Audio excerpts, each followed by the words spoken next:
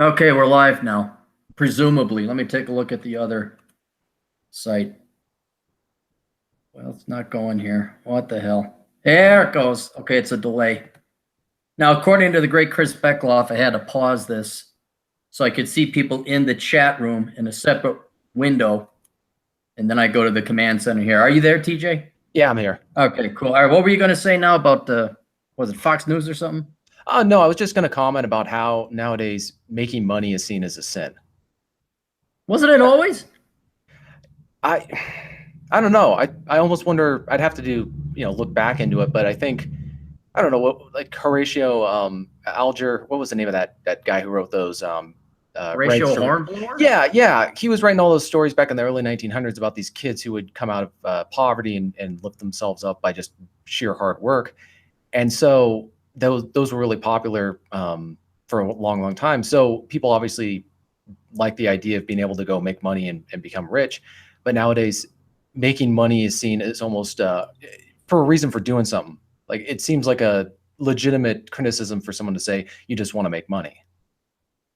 I suppose so. I mean, back in the day, now maybe because I was brought up during the Reagan years, the left was very clear about their hatred of Ronald Reagan and capitalism and greed, corporate greed. That's Gordon Gekko. You remember what was it, Wall Street, or was that Gordon Gekko? Yeah, he was the Wall Street guy. I guess I'm surprised to hear it coming from people who you think would ordinarily. It's not coming from political activists. It's coming from just ordinary people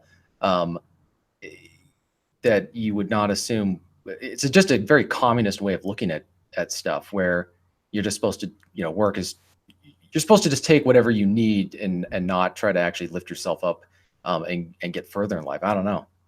You know what I'm betting it is. I have this couple friend of mine who are retired, and they retired early and they retired well. And what they did was they sacrificed, they put their dues into the respective jobs, they squirreled away money into 401k and everything else.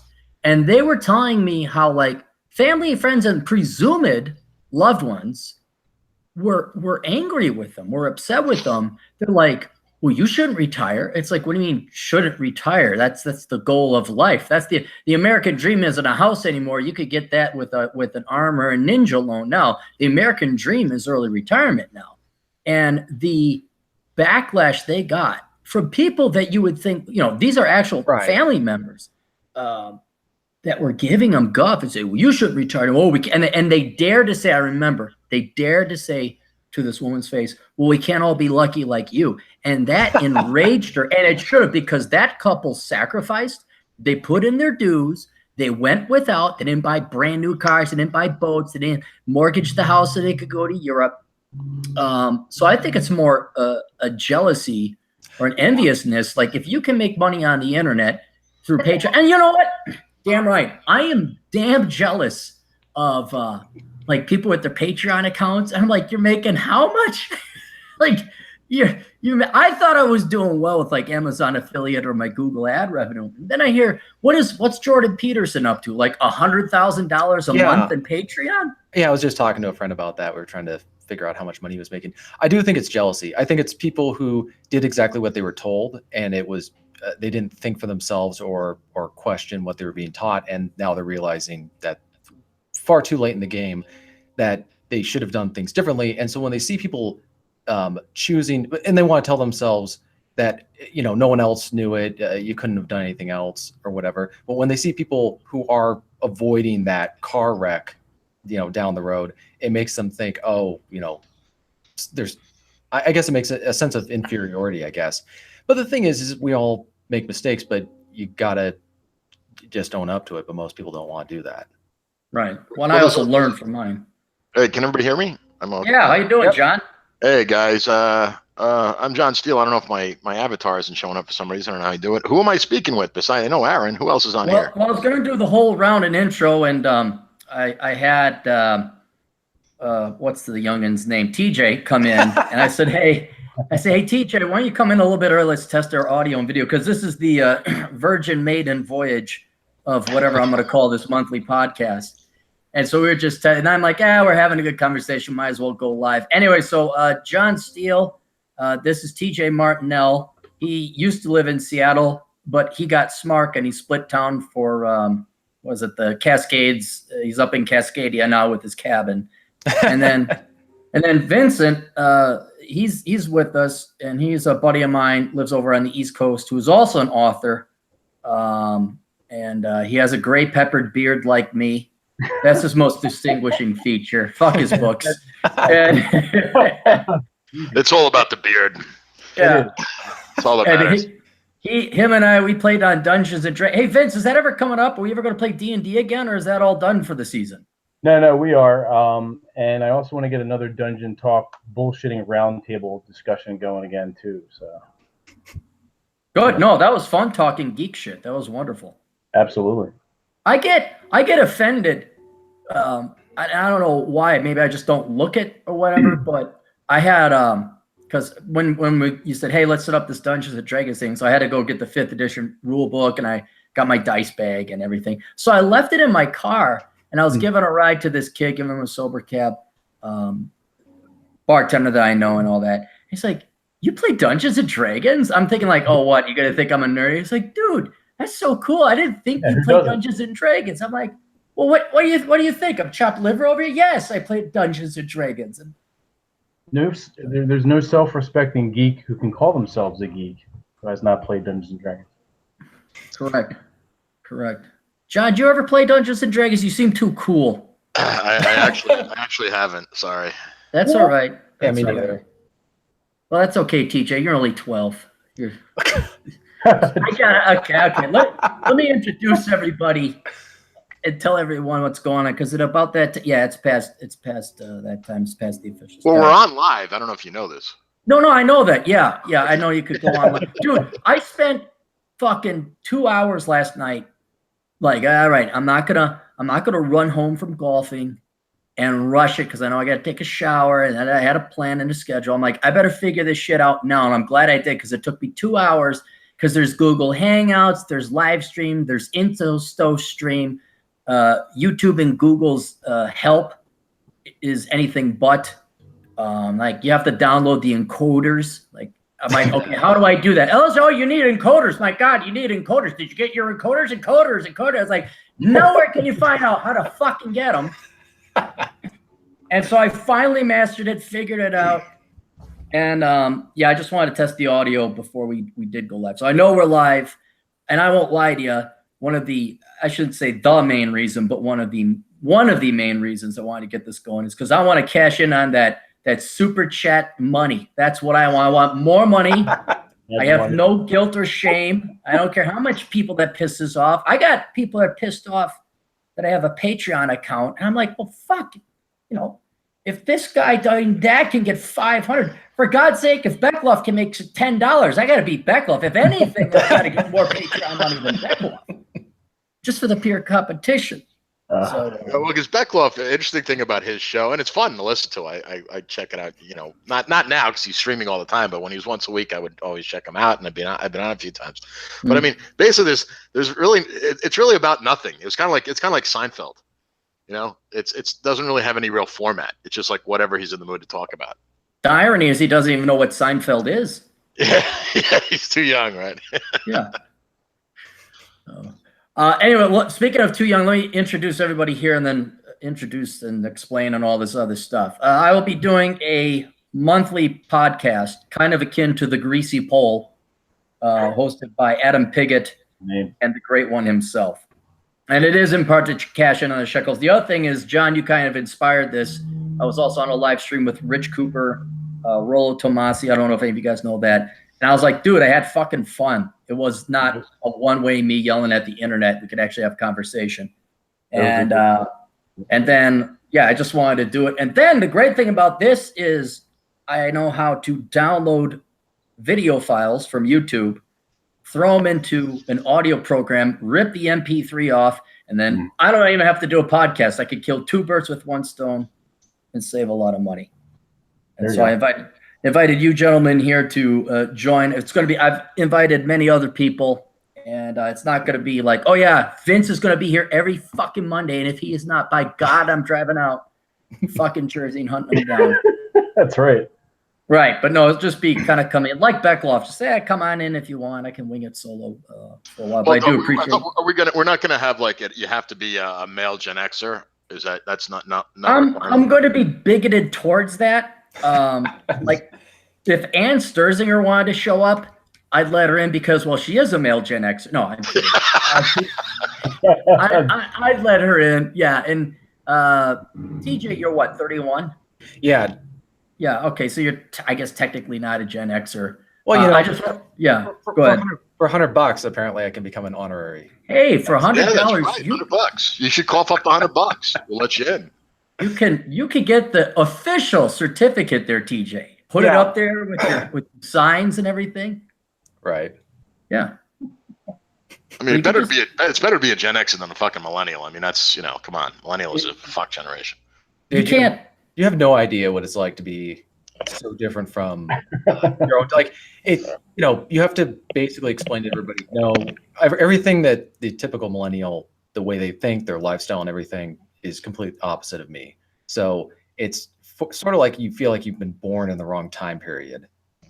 Well, I was going to ask you about that, TJ. I mean, for 31, and for people who don't know, TJ at tjmartinell.com runs it was the TJ Martinell podcast. Now, what is it?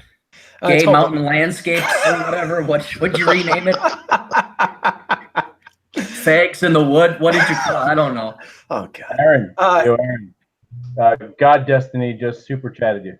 Oh, cool. Thanks, God Destiny. Thank you very much. His first official super chat. You got to read what he said. Am I? When they super chat, you have to read what they say. Otherwise, they'll stop super chatting. Oh, yep, okay. Yep. Hang on. I'm all new to this. Where's God Destiny? Aaron, gotta open up another window and make sure it's I got it. I talked to the Beckloff last night. He gave me the 411. Here's God Destiny. Aaron, you bitch. Notice my super chat. All right. I have noticed your super chat. And I give you the blessing as the king of Gen X. You now are we can't make him honorary. Temporary member of Gen X. Everybody's Gen X today. Everybody be honorary member of Gen X. Well, we got to come up with our own Gen X Bible or something. I don't know. Or you can have them do tithing. If you tithe monthly, you can get continual membership or something like that. I don't know. Well, but if they're millennials, that won't work too well because they don't make any money. So it's like 10% of nothing is 10%. So it's still nothing. I was gonna say, if you have a job, you can't be a millennial. But all right, good. Well, we got this. I hope the super chat works. That's the other thing. He's got to figure out if it actually transferred to your bank account, and that's why we're doing this. But anyway, I was going to ask you, TJ. I did want to ask you about that. What is that like being 31? Because to introduce TJ to everybody, he's got his website, tjmartinell.com. He has a podcast. It's not gayinthemountains.org or whatever. You are an author, and you've written what? The Stringers. Yeah. And then you have like 3 or 4 other books, right? That I've published. I've written quite a few others, but I have to go through them. And I wrote them when I was younger and not a very good writer. Oh, so have to go edit them. But yeah, you're going to ask me what's like turn 31. Mm-hmm. Well, more in the context of being with other 30-year-olds, because well, let me kind of explain again for the audience. You got out of Seattle. Yeah. You split town. Now you live up in the mountains. You bought yourself a cabin. You refinished a wood-burning stove, correct? Like it was all rusty and you polished it up? Yeah. I'm actually going to be putting in a fireplace. I'll be putting that stove in a cabin, like shed that I'll be putting on the property. Right. So you're like mountain in the woods. And you're right. You got your pipe tobacco. You're an avid hiker. I mean, I can't see you hanging out with anyone your age at all. It's a huge problem, and not always in a bad way. One of the biggest problems is just not finding a lot of people who are in good shape, but also finding people who don't have the time. Who they just have the time to do it. Most of them by my age, even with millennials, they're married or they got girlfriends or they got other stuff going on. So, trying to get them, putting together a crew to go hiking, for anything other than 6-mile hikes is kind of a daunting task. Cool. That was it. That's the only problem. They're lazy. I mean, I was thinking there'd be more like, well, there's dating and social and politics and intellectual incompatibility. And you're like, well, they can't keep up on a 6-mile hike. Well, I mean, you never find out anything else because most of them won't even. That's kind of cuts out most of it. I mean, there might be other problems with the ones who are physically in shape enough to do that kind of stuff. Well, hold on a second. You're 31, right? Who the fuck is 31 and can't go for a fucking hike? You haven't met Mr. Martin, no. Tell them about your hike. I mean, when you get older, I could see that argument. I'm an older Gen Xer, I guess you could say. You know, I'm my senior 40s. I could have a kind of excuse, but fucking at 31, for Christ's sake. I mean, I ran 6 miles a day. Yeah, I think really I telecommute, so I work from wherever. But one of the things that I really hate about the cubicle work environment is the fact that everybody sits every day. Everybody's got pretty bad eating habits. They don't work out very often. So you just end up, I mean, the obesity problem is huge. Even among people who are skinny fat, they look skinny. It's not as skinny fat in Seattle, actually. Yeah. So it's the women are real fat in Seattle. Guys in Seattle tend to have the quote unquote skinny fat. Yeah, the hipsters who ruin everything. Beards. Yeah, but I was about to say, I was just talking to a guy today about how you grow a beard unironically or not. Because they everything that people want to do, they end up doing, but they do it and make it. You have to basically go out of your way to avoid being associated with them. You know, they did the whole 30s thing where they're dressing up, where they got waistcoats with jeans, and then they get they put gel on their hair or whatever, but then they got this Duck Dynasty long beard that, you know, you could just look at him and you know the guy works in some sort of tech company in Seattle. Right, I've tried to run over him and went through my car a couple of times. But see, that's what I'm talking about is what percentage of your peers on the male side are actually as masculine as you? No homo, but you're not doing just little 6-mile hikes. What's your starting elevation? 9,000 feet out there? It's actually not very high for being in the mountains. Yeah, it's around, I think, no more than 2,000 feet altitude. The highest peak in Washington State is just over 10,000, right? Mount Rainier, yeah. Mount Rainier. Snoqualmie Pass is one of the lowest elevation passes in the country for the amount of snow that it gets. So we're kind of unique on that. But I mean, for me, a hike is going, you know, over 10 miles both ways. So, and also doing it as fast as possible and having enough time to go into town and actually do other things. I don't want to just show up to the parking lot at 10 o'clock at night. Yeah, and that's what I'm saying. I don't know if even I could keep up with you. If you're doing 20 miles mountainous and an elevation gain of what, 4,000 or 5,000 feet, maybe? Yeah, I did Cashmere Mountain, which was, I think, 8,000 feet, and I did the 17 miles in about 9 hours. So I got back to the parking lot around 2 p.m. and got to spend the rest of the day in town. But yeah, most people aren't going to be able to do that, and so it's just, even the ones who want to go on the hikes or in decent shape, they're not going to be able to do those kind of hikes in a day. Those are overnighters. And I think also, yeah, it's just also life philosophy. And we were just talking about this at the beginning. If you're different from other people in these ways, they're going to notice. And a lot of them don't like it. You know, you don't have a kid that you never get to see because you knocked up your girlfriend or whatever, and then you're separated or you're divorced. I mean, people are pretty amazed when they find out that I'm 31, not divorced, or, you know, not married, not divorced, and I don't have any kids that I have to pay child support for. Mm. Yeah, that's a good strategy though. Like, it's fun to have kids. You just make sure you date married women, so if anything happens, they're well provided for, and you're not on the hook for it. So I won't lie. That prospect has entered my mind a couple times. Like, if you could genuinely, in the biological or zoological sense, cuckold of some dipshit soy boy millennial Democrat sap who has a big titted wife, which typically doesn't go hand in hand, but just kind of like, I wouldn't mind passing on my genetics. What the fuck if I want to pay for it? Hey, Poindexter, come here. Yeah, I saw you voting left. Yeah. How's your wife? Don't worry, I'll teach you guys how to dance. She needs extra work. I wouldn't be able to do it like where he knew about it. That's really gross. But no, that's then you got to pay child support. But if you genuinely cuckold, I don't know if you cuckold the wife, you cuckold the husband, or if you are the cucky and they are the cuckle. Or forget. I didn't watch the Nature Channel that much, but I do know, and I would be lying otherwise. It's kind of like, man, if I could get some other schmuck to pay for my kid and I don't have nothing to do with it, I'm out of here. But again, I am evil. And it's moot anyway because I had a vasectomy quite some time ago. But I kind of like, maybe it's more my hatred for liberal men who vote and stab me in the back and raise my taxes. Like, well, if you're gonna jack up my taxes, you're at least gonna pay for my fucking kid, you fucking commie piece of shit. But yeah, so all masculine men out there, that's what you do is you hit the married women. Usually they married beta bucks. They want an alpha fucks. So I recommend you do that. So, Aaron, honest question: have you ever had a nightmare where the vasectomy didn't take, and you ended up having some kid, and the girl shows up and says that she's pregnant, it's yours, and then you wake up and realize it's just no. I've never had that nightmare. I've thought about that. Like, that's why I always get tested to make sure I'm still shooting blanks.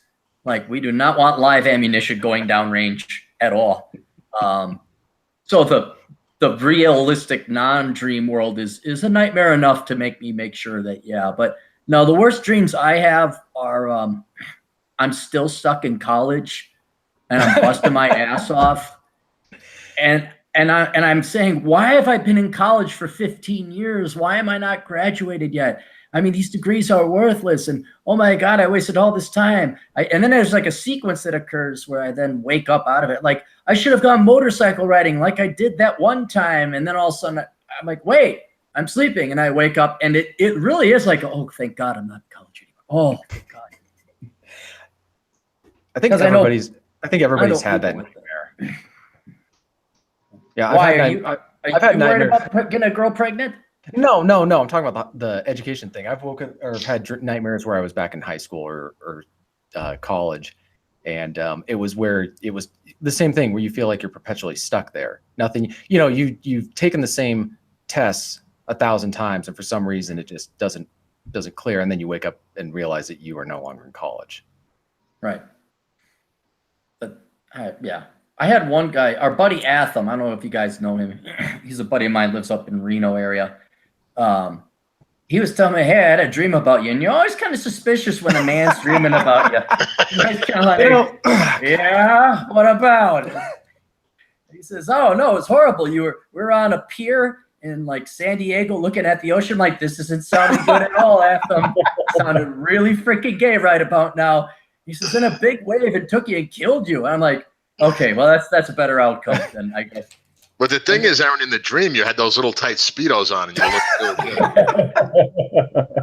Like fucking, which Rocky is it? Where it's like super gay, where it's Balboa and Carl Weathers, and they're running in those short Magnum PI running shorts, and it's all slow. And I'm like, Rocky 3. Even though I was a little kid, I'm like, yeah, it's fucking gay. That's pretty fucking gay. That was kind of the impression I got when I was watching Road Warrior for the first time. I was thinking, this is a lot of, for an action movie, this is a lot of leather, and it's really awkward. Well, there was a gay couple in Road Warrior. Yeah, it's just you're going to watch it and you're thinking you're going to be watching something like Rambo or First Blood or whatever. Instead, you're watching something that's almost like you don't see that much leather until you end up watching The Matrix, which I just watched recently after a long time, and was noticing the same thing. What's gay in The Matrix? Oh, nothing. Just the amount of leather. This unusual amount of people wearing black leather, which I thought was really good. But then you realize that the Wachowski, I don't know if that's their name, Wachowski brothers are now the Wachowski sisters. I think that might help explain some of it. Did they both switch? Yeah. You're kidding. Both of them did? Yeah. No. Well, I thought that was the Coen brothers, who one of them became a woman. No, somebody told me and I couldn't believe it, so I went and looked it up. I could be wrong, but I'm 95% sure. Stay the fuck out of Hollywood, man. There's something in the air and the water. Yeah, dude. Yeah.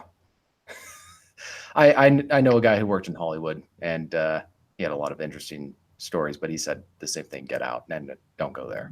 Yeah, I mean, how can no one has an excuse now because you can't claim ignorance now. I mean, you got the most sick, degenerate, twisted fucks in the world, all in this, very tight geographical area. Get the fuck out. When I even wonder about the merits of going to Hollywood, because the veneer, not because of Weinstein or anything, but because of the internet and just a lot more information. But John and Vincent, you guys probably remember this. TJ, you were a zygote at the time. You weren't even conscious. Do you guys remember, like, in the 80s, how basically every movie took place in LA? Like Lethal Weapon. Oh, yeah. Oh yeah. Heat, Hard. even though Die Hard, right? And it was this big push, like you had to get to LA. All the surfing movies, like, oh man, LA is the place to be. LA. Mm-hmm. And I think Hollywood did that, one, to save money on filming costs, because hey, we'll film in our backyard. We don't have to go on site. But also, kind of like the rental markets in New York, LA, and large metro areas, they need to get young, dumb, good-looking people to show up so they can charge exorbitant. I mean, look at Silicon Valley. Hey, come to Silicon Valley because this is where the action is. It's like, well, no, it's just so you can jack up rents and the property owners make a ton of money. But in the case of Hollywood, I'm wondering if there wasn't an ulterior or at least a secondary, tertiary motive to say, like, look, if we propagandize the young people, they're going to want to come here, and then we can pay even less and get our dick sucked more by how to get little 18-year-olds fresh out of high school. I think it's a little bit more straightforward. I think these people think that they're the only thing, like the center of the universe, where they're the, LA. You're mentioning that all these movies take place in LA, but also in New York. I mean, that was one thing that bothered me about the first Avengers film is this huge battle in New York City. And I was thinking, there's other places in the world outside of New York. And can we not have I didn't know that they, in the second one, they go to some non-existent Eastern European country, but it just, there are other parts of America to save that we can have. And I was trying to think of what else it was. It's kind of like how for centuries, the Chinese drew their country in the center of all their maps. And they insisted that any European people who came in had to also have maps that, like, they thought they were the center of the world. And it's kind of the same thing in a psychological sense. These people think that there's nothing else. They call it flyover country for a reason. They think that there's nothing worth seeing between LA and New York. Right. Well, if you're like some degenerate fucking pedophile, I mean, the only thing you're interested in is getting those people to come, these corn-fed people to come to LA. I mean, that's all you care about. I mean, you're just seeing those people as, future people to be violated. I mean, that's how the amount of, like, the Harvey Weinstein type crowd and so much of the other stuff that's come out, like all the anecdotes that all the people in Hollywood talk about, people, a lot of people have left Hollywood, they never quite made it big, but they, did some movies. Like there was one guy that Stefan Molyneux interviewed, and he was like one of those actors, like, in the 80s, you would know his face, but you wouldn't know his name, Right. But he was in a bunch of things. And he talked about, like, I don't know if any of you guys saw this, and he went to a LA party, back in the 80s, at some big producer's house. He wouldn't say a name, so some really mega rich guy, and he took a friend of his to, they went to the party, and he got there, and he's there for a little while, and he noticed, there's no chicks here. And then, like, apparently someone slipped him a Mickey, and he, started to get, like, really woozy, and he said he only had one drink, or like 1.5 drinks. And he said he wasn't a lightweight, and he said, thank God I was with my friend, because he took me out of there and drove me home. But if it wasn't for that, I would have woke up with my fucking pants around my ankles, hanging over a couch, I mean. What's creepy is that my friend who went to Hollywood, he told a similar story, except there was no Mickey, but it was kind of the same thing. And that was kind of his warning or realization that he needed to get out of town. Well, I don't know, and I what limited experience I've had with Hollywood or people in Hollywood, unless you're in that top 5% of actors, unless your name, you're Robert Downey Jr. or you're a Tom Cruise, or you own a production company or something like that. I mean, the good-looking gals and guys are a dime a dozen. I was talking to, who was I talking to? Somebody in Minnesota. There's 2 actors that were very prominent in Minnesota. And one guy, maybe it was you and me, John, we're talking about the guy from American Pie, like all those guys from American Pie, name them. Where are they now? Who are these people? They're gone. One of them was from Minnesota. He was also one of the actors in Dukes of Hazzard, the remake. And I haven't seen that guy in about 10 years. And I'm wondering if it's like people just get there, they get, oh, because I'm in Hollywood, I've made it. It's like, no, you didn't make it. Now that you saved all your money and you did make a good amount of money, the vast majority of those people, you get bit parts, you get maybe a role here, a role there. If you don't get picked up and go on to something newer, it's like it's over. Yeah. Because I remember watching. You guys ever see Hail Caesar? No, I haven't watched it yet. Great movie. One of my favorites. It's hilarious. Well, the thing is, I heard that it was a great movie, but I have such contempt for George Clooney that I just couldn't bring myself to watch it. I've never been a fan of George Clooney either. He always just came off as really smug in every role that I ever saw him in, where he just walks in and thinks like kind of like Tom Cruise, but more annoying. Like Tom Cruise always plays the know it all, but George Clooney, I think, takes it to a whole new level. Yeah, he does. He takes it to a whole new level. I mean, I actually do have fantasies about beating the living shit out of George Clooney. I mean, sexual fantasies. I mean, I get aroused every time I strike him in the face. Are you wearing your Speedos on a dock in San Francisco? No, but I'll add that to my next fantasy. Well, let me introduce the two remaining elder gentlemen. Vince, why don't you just tell everyone about you're an author. You're over in Jersey. You're awesome like me because you play Dungeons and Dragons. But I think there might be one or two other things about you. Oh, I kayak, I camp, I hike, all that kind of shit. I go to the gun range, I smoke cigars, I exercise, I keep myself healthy.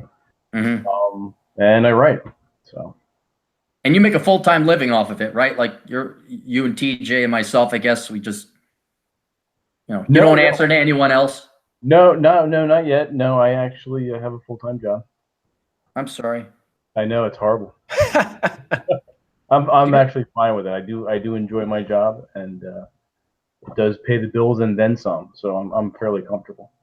Well, I always liked how, and I it's not that I don't appreciate the offer. I want to avail myself of it, but you will go and rent a beach house and just bang out work for like 3 weeks, right? About a week to 10 days. Yeah, I like to. There's something about the water. There's something about the shoreline and the waves and just being there when no one else is there. And I'll rent a house right on the beach, and it's cheaper when you go after the season ends. So any time between September and October, and then you can Airbnb things anytime you want. I mean, you just go away for weekends and do those kind of things as well. Yeah, and you bang out an entire book during that time? No, that's too much stress. I'm not that good. Yeah, dude, writing fiction can be really stressful. It's great. Yeah, it's great. Because I do reporting as part of my main writing, my full-time job, and it's not stressful at all. But with fiction, you're constantly second guessing yourself, especially during the rough draft, because it's like so much art, it's subjective, and so you're trying to figure out how you want to say it and have good style and prose. And at some point, you just have to realize either you do it or you don't. And you can edit books that have been written poorly, but you can't edit books that haven't been written at all. That's true. And are you talking about like making sure there's plot integrity, or is it the conversation and the verbal exchange between the characters that makes it so stressful? Because I've never written fiction, so I have no idea. Although I have an idea for a fictional book I'd like to write, but that's an aside. Well, my main thing with fiction and nonfiction is, with fiction you have dialogue. You have to, for me, I can describe anything. Sometimes well, sometimes not so well. But getting dialogue down so it flows and it sounds good when you read it out loud, that's the difficult. Right. That's the difficult part. There's also the other problem is when you're telling when you're writing the story, you're telling the story from a certain character's perspective. The amount of detail and specificity on certain things is important, because you don't want to put in too much information or be too precise about what you're describing, because then it comes off as you just, it sounds like the author just went and looked it up on Wikipedia or whatever. And also certain descriptions that they just wouldn't use because that character, maybe their age or their background or their knowledge level. So you have to almost psychologically put yourself in that character's perspective when you're writing, unless you're just doing a third person narration.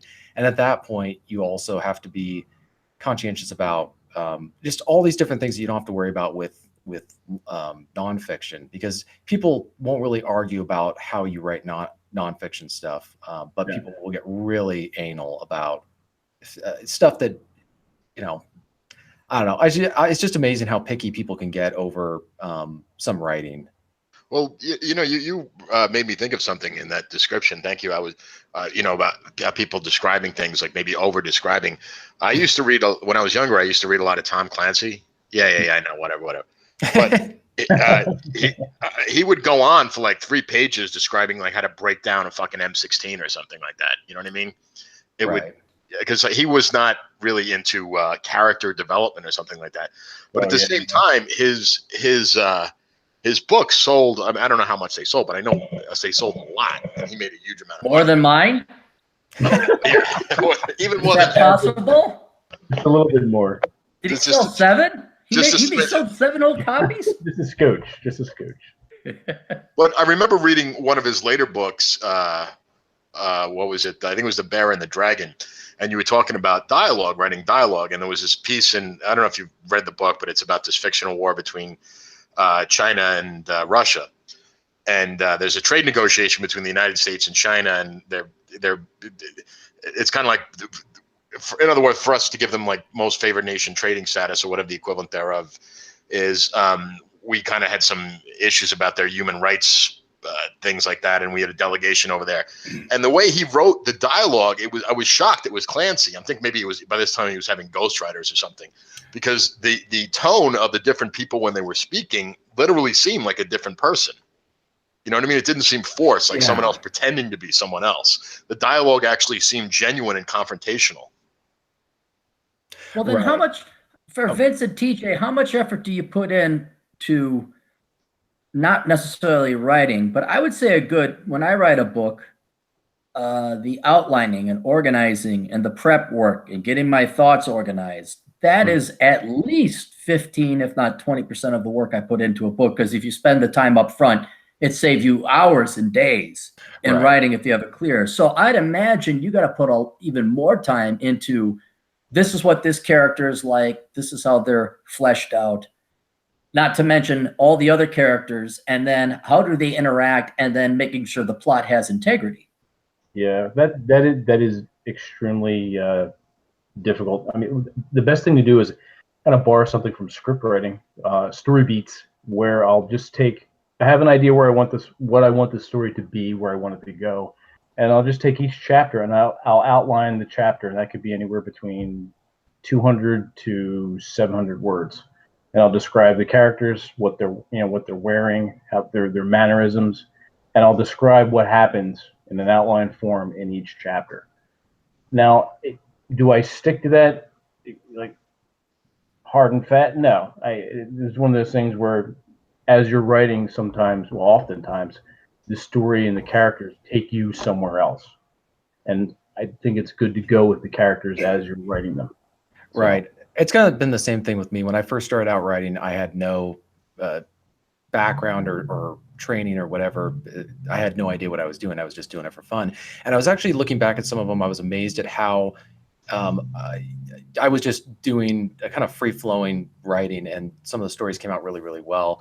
Now I'm trying to structure them, but it's kind of, you don't want to have it so rigid that you can't adapt to when you come up with a really great idea in the middle of writing a story, or you suddenly realize that the scene that you intended, kind of like when in the movie to borrow from cinema, Indiana Jones, where they have Indiana Jones shoot the guy with the sword, because they had originally like something like that, where they just improvised on the spot and came out with a much, much, much better scene than what they were originally planning.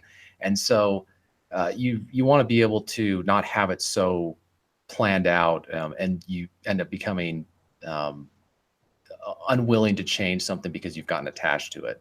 Yeah, you don't want to be a slave to your outline. And then sometimes characters will bore you and they just fall by the wayside. You're like, whatever. Right. TJ and Vincent, you guys writing fiction or? Yeah. Yeah. Okay. And like what genre? I mean, is it sci-fi? Is it like spy novels? Is it? I kind of write all over the place. I've so 2 of my books that I first published are actually set in Seattle in the future, after an earthquake, and then the one I just published the other day was takes place in the 1930s and is kind of a pulp fiction. Imagine like a 1930s gangster film and Humphrey Bogart and all that stuff. So sweet, yeah. Yeah. Because I've toyed with the idea of being a writer. I used to work as a private investigator, so I've toyed with the idea of writing something, on that vein. But I think it's kind of been done to death. So, would you beat up George Clooney in your? I was waiting for that. Yeah, I could make myself like a Ray Donovan character or something, and just beat up George Clooney because the guy got tired of burying the dead hookers he kept finding in his bedroom. I think that's one of the hardest problems with it. I have a book that was written by a Hollywood scriptwriter. He actually did a pretty good job on it, and he was saying how hard it is to write a good story because you can't really be original. Every story's been done. It's doing it in a way that's refreshing and not falling into cliches. And every single initial idea you'll have for a book is based on a cliche. So you have to go through this process of changing it enough to where it's not like someone else's work out there. So every book that I've ever thought of when I do the initial draft of the plot, I look at something like I wrote a book but I was working on a book where the plot sounded way too much like Chinatown. So I had to completely change the plot on doing that. But that's one of the issues is that there's so many stories have been done to death that you have these fiction writers that churn out these novels that are kind of the modern day dime novels. You read it in the tub and then you toss it aside because it's not Tolkien or Hemingway. Well, there's nothing, well, maybe some people disagree with me, but I mean, I read an awful lot personally, and I read a lot of that mind candy stuff. I read Robert Ludlum and Clive Cussler, and there's nothing wrong with that. I mean, I used to, because when I lived in New York, I used to have to take the subway to and from work and to and from school. So I used to always just get one of those little paperback novels just to read all the time, and I used to just consume that stuff up. And yeah, you don't hang on to the book. It's not like you're going to reread it, but it is what it is. It'd be fun. Right. Have any of you guys ever heard of Saint Mud, kind of film noir? Yeah. I heard. I saw you have that in one of your videos. Oh, hold on a second, guys. Could someone put me, Aaron? I went to your YouTube thing, and this is not on the. Could someone put in the chat the link so I can look at what people are commenting on as we're doing this? Well, while we do that, let me get this out of the way. Atham, my good buddy who dreams about me in Speedos on California docks getting swept away, but he made a super chat donation of $666 because he's evil. But then, hang on, there was another one here. As long as I beat Beckloff, that's all I want to do. Is I want to get more super chat than Beckloff. Northland Locksmith, $9.99. Thank you very much. Oh, that's sweet. Oh, and you know what? I will shout out St. Paul, Minneapolis Locksmith. I didn't know he was in my neighborhood. 651-242-3699. I'm all for making money. I'm all for you guys making the shekels. If you happen to get locked out, and you happen to be locked out in the Twin Cities. If you're in Mankato or 50 miles out, fuck it. It's too far away. But if you happen to be conveniently locked out, oh my God, I'd like to call that guy. But I did want to ask Vincent. I know you use what, Microsoft Word for your writing? No, I actually use something called Noveler, NOVLR.org, Okay. and it's browser based, and it also backs up to my Google Drive, so I can work on any PC, any laptop. It's not iOS friendly, but that's fine. I can be any and have all my books and all my writing there. And then TJ, since you're the millennial, what color crayon do you use to write your books? Or do you use and then how many of your books, quote unquote, does your mom have magneted up against the fridge? It's kind of funny. They really, I've had to try to get them to read the books. My family's not really much of writers. I'm kind of the outlier,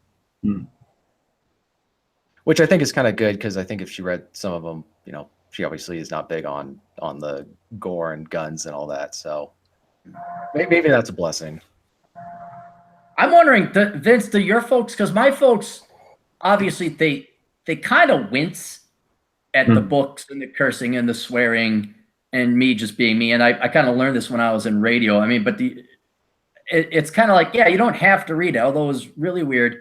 My mom wanted to read The Black Man's Guide Out of Poverty. For what reason, I have no freaking clue, because she's neither black nor in poverty nor a male. But for the most part, they kind of like, he's doing his thing. And they thought, I don't know if they ever thought that it was not going to work, or they're very amused. Yeah, I would almost be amused, or the kind of, I don't know, amused or be amused. Like, but isn't that nice? Ha ha ha! And then they go about their business. Right, and then you try to explain them. No, it's this thing called superchat, and I don't know how I made $3,000 on it. But you know, and after a while, you kind of give up. You just kind of like, you know what? Never mind. Hey, Rollo Tomasi asked, do any of you guys use Scrivener? Who knows what that is? I used to. Scrivener, you have to understand, Scrivener is weird because it really what is it for those of us that don't know? It's a writing and outlining tool it's amazing functionality, but it was made by programmers and not writers. So it has it's kind of a steep learning curve. I mean, they even have books and there's classes for it, you know, Scrivener for Dummies. And that was too much work, which is why I switched to the Noveler. But Scrivener, it's not bad. You can use it for your outline, you can use it for your writing, you can use it for script writing as well. But it's a writing tool. Rollo uses it, he says. It's not bad. I like I said, it's, you know, everyone has their little likes and dislikes with the different writing tools. But the problem I had with Scrivener was syncing up. I wanted something where I could, if I wanted to be on my laptop, I could be on my laptop. If I want to be on a desktop, or if say I'm visiting somewhere or I'm traveling and I don't have my laptop with me, but I want to write and I can use someone else's system. Yeah, of course, yeah. I can just log in with username, password, everything's right there. That's the problem with Scrivener. It's a standalone program. It's a .exe you have to install. So. Okay, fair enough. I was just curious what he was talking about. Yeah. So, like I said, do you use blue crayon or red crayon? Is it color coded by chapter? Red crayon is for editing. Red crayon for editing. I thought Aaron was going to say finger painting. Is it you finger paint your books? Or? Colors. Oh. Did we lose TJ? Are you still there? Yeah, I'm still here. Oh, okay. I was like, I hope we didn't scare him away. So, no. Vince, what names of your books here? Because I do want to propagandize or plug your guys' work. Well, the one that's published now is Tesla and Malone, Lightning's Call, Book 1. It's like sort of steampunk, cosmic horror, and science fiction. The second one is done. It's in the editing process. That'll be published over the summer. About 2,000 words into the third one. I also have a contemporary fiction and a medieval fantasy novel, which are both half done. So I kind of bounce around a little bit, and that's fine for me. But the stuff I'm working on now that's published is they're short novellas, quick reads, and it's of a 6-book series. So, like I said, the second one will be out over the summer. I think TJ, maybe you can attest to this as well. One of the hardest things is actually finding a title. Finding a what? Finding a title. Yeah, it can be hard. Yeah. So are all your books, both of you, this to both of you, are your books self-published? Yes. Okay. Well, no, because I know about the thing about titles is a lot of times writers will have a title and then the publisher will change it on them. I've heard of that, yes. Yeah, if you're, I would say, more mainstream publishers and they expect they're going to make a lot more money, the more money they expect to make, the more control they're going to want over it. If you're kind of a small publisher or whatever, they kind of leave you alone as far as that's concerned.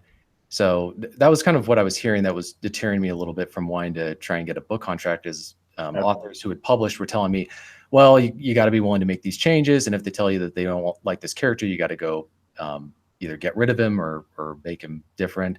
And you kind of see that now where they're really in the huge publishing companies, they're the whole ideological. My books would never get published, just because my characters are old fashioned men. Testosterone men. Yeah. They drink whiskey, smoke cigarettes, and have guns. See, that's why you don't even bother. I'm assuming also they're heterosexual. Right. That's the Cardinals. If they were gay and they did all that, they'd publish it. But well, that's just the reason not to even. I've never understood editing. There was one point in time I tried to get a traditional publisher for my book, but you'll spend more time trying to find a publisher than you will writing the damn book, and then you find out the pay is jack. Amazon offers a hell of a lot better, and we're artists. Whether we'd like to admit it or not. And I never understood how it's kind of like, two captains will sink a ship. There should be one artist with the vision. Now, the publisher may have some issues or some insights about marketing or maybe the book cover design. But if you're writing a book and you have an idea, fiction or not, it has to be centralized under one person's idea and how you think it should be written out and fleshed out. And so I always was amazed, like, oh, I got this great idea, and the publishing house says, okay, we'll finance you. Oh, but make all these changes and turn this around. It's like, well, why don't you write your own damn book? Well, it's what TJ just said. It's money, it's business, and I mean that's it's. And I'm not saying that. Oh, go ahead. Oh no, I was just say you pretty much have to go where the market is and what people are interested in, and as far as like. Yeah, I'm not saying that editing and the control that the publishing. I mean, back in the day, they used to do that well. A lot of the great writers that we think of did not come out of the gate as stellar writers. They had to sit down with their editors, who had to work with them. Some of them come up. Yeah, and then there's authors whose books are famous today, but the initial titles were pretty horrible. I can't remember. I think it was Jaws, the author Jaws. He was coming up with all these really. The bitey fish. Yeah, well, it's like danger in the deep or something like that. And somebody just said, why don't you just call it Jaws? Yep. It was like, that's it. That's all you had to do. Yeah. So it's not like, it's got to be, everybody's got to know the place. The editor needs to understand that they are editing a book. They're not writing their own book. Publishers need to understand that it's about selling the book that's been written well, not trying to turn it into something else now that you've got them under legal contract. Or trying to second guess society and culture. If you want a book, and that's what a lot of literary agents do, or at least when I was last interested years ago, they would say, we're looking for a book like this with this plot. We're looking for a book with this storyline. And so then people will go write the books and pitch it to them, and then they'll go through that. But don't take a book that's been written a certain way and then say we want to change it after the fact. That's not a good way to deal with art. That's what Marvel does. Oh, you mean Superman was white? No, now he's an obese. Why not Superman? Yeah, that's what drives me nuts. Is people, if you want, that's how I got into writing in the first place. I was watching all these characters in movies or in TV shows that I was watching, and I didn't like them. I didn't like the values that they had. I didn't like the way, kind of the passive mindset that was not very traditional. I mean, if you watch or read books by Alistair McClare, I think he was the one who wrote. Guns of Navarone and Where Eagles Dare. Yeah, he wrote Station Zebra. Oh, huge fan, fan of it. He wrote very masculine characters who are incredibly driven and have immense willpower. And those are the kind of men I wanted to see in stories, and I wasn't seeing it. So instead of trying to get people to change what they were doing, I decided I was going to create my own characters.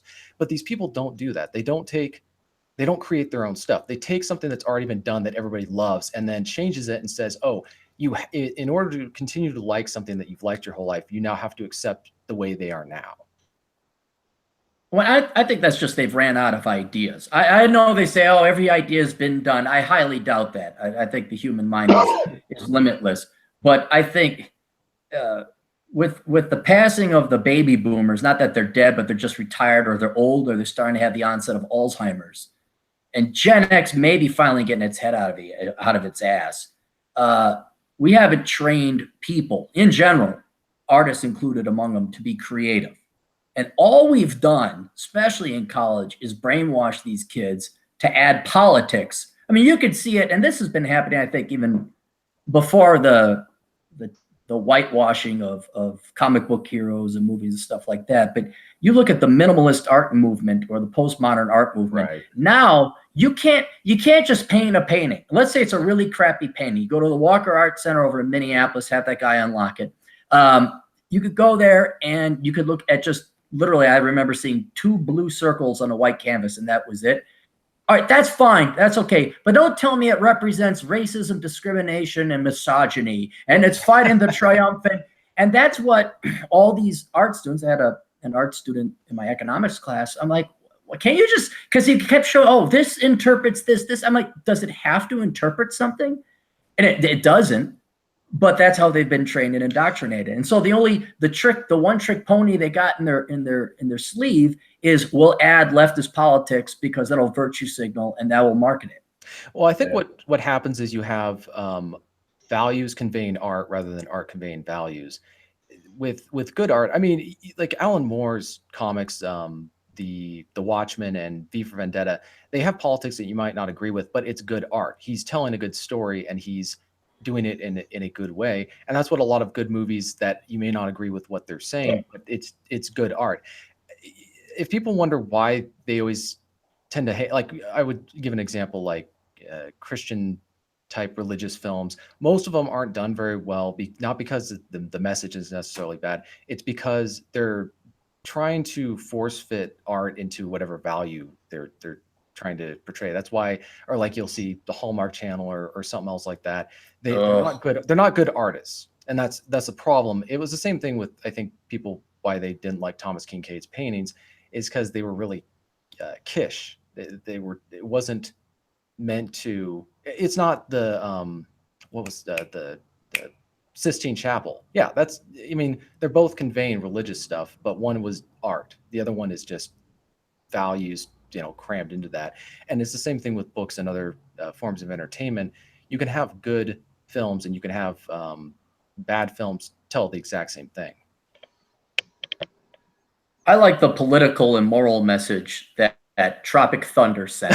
It really, that made me really rethink my life and my worldview. It's like, do I really want a TiVo? Has any of you not seen that movie? I've seen it. I've seen it. Vince, you said? Okay. John? I actually have only seen parts of it. Oh my God. Okay. Well, no, I have a thing like if Tom Cruise is in it, I have to. If it has to be a girl that I'm going with, and I have to know I'm at least getting a blowjob out of the deal after the end of it. So it is Tom Cruise's redeeming performance. It is brilliant. Well, I did see the clip that you're talking about, Tom Cruise, where he's dressed up like the old. Yeah, I saw Les that. Goldman. Yeah. Well, he's one of the main characters. It's not like he's just got a one little stint bit. He's very integral to the plot. Well, what's funny is I didn't realize until the end of the film that was him. You're kidding. I mean, he looked really familiar, but I was thinking, who is this guy? Where do I know this guy from? And then they do they're doing the credits, and yeah. The dance at the end that he did, you couldn't tell it was Tom Cruise? But it didn't have his name stamped on it. Yeah, but you could kind of. Well, unlike you, Aaron, this guy isn't up on the way how Tom Cruise's ambulatory style is. Right. He's had his head stuck in a cell phone the entire. No, sorry, smartphone. So, John, why you? So I don't forget you if we go, because I'd hate. Why don't you introduce yourself to everyone? I know you're a private investigator. You are from New York. You are a Gen X. You are the epitome of Gen X. And then we met on Beckloff's world. Yeah, well, that's it. I mean, I was born and raised in New York. I had kind of a varied career. Now I work in basically real estate for the most part. So that's kind of where I am now. It's kind of been like a long and winding road, and I won't bore everybody with how I got to where I am now. But yeah, so you pretty much summed it up. Well, you get the long and boring road doesn't. I was a private investigator. I lived on one side of the country. Now I'm on the other. I'm mysterious. Fuck it. And I hate Tom Cruise and want to kill George Clooney. Well, no, I mean, I had some fun stuff happen to me. I mean, like I was like interesting, like at college, like for example, I went to John Jay College of Criminal Justice, and like our career day would be like the FBI, U.S. Marshals, Naval Investigative Service. I mean, that was so yeah, and I had met like a lot of interesting people in my travels, so I have like anecdotes and stuff like that, but I don't have any. I didn't produce any great works of fiction or nonfiction or anything like that. I mean, I always describe myself as a reader, not a writer. I'm more in that that thing. But yeah, I've traveled a lot and had have had a wide acquaintanceship, and that's why I kind of like seek out people like Aaron, people with strong opinions who've done a lot with their lives and stuff like that. And I have a natural affinity to people like that. That's why I brought you on, because you would say very complimentary things. That's why you're. Yeah, I'm also if you can tell, I'm a very submissive kiss ass. So yeah. Right. No, I brought you on because it's kind of funny, but you are right. You and me, and maybe Rich Cooper and Ann Sturzinger, we are on the older side of this world, and I do love hanging out with the 20-somethings and the 30-somethings in the internet geekery Beckloff world. But it is, you almost feel like you take on this older brother role with the kid, because, and you are right that you're kind of like, boy, what are these kids in? Not kids, they're full grown adults, but it's like, really, that's what's going on now. And it's kind of nice to have a finger on the pulse delving into their world. But I kind of needed like an anchor, especially a guy who's a little bit older than me. Did you read Ann's article about Gen Xers? Like we don't have to apologize for shit. I forget the exact title of it. I'm paraphrasing it. I read most of it. Ann writes a little long for me, but that's only because I'm very impatient and I have to bang out my own shit. But yeah, I did read most of it. Yeah, I thought that was interesting because she has a lot of insight into, because her brand of fiction. I mean, I've only read I read her 2 books. One that I think she's serially publishing as like in a magazine in like chapter at a time or something. And she had sent me the original version of it, in a PDF like a year or 2 ago. I don't know which version she finally went with, but her, like, for example, No Squim, that was very much Gen X fiction. Like at the time she wrote it, that whole kind of genre.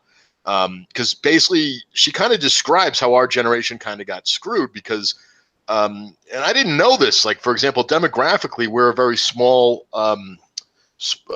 We're smaller as far as numbers of us because you had the baby boomers, which was massive, and then there's kind of like then there's the Gen Xers, and then there's the millennials, where they're the product of baby boomers having kids and not caring to raise them.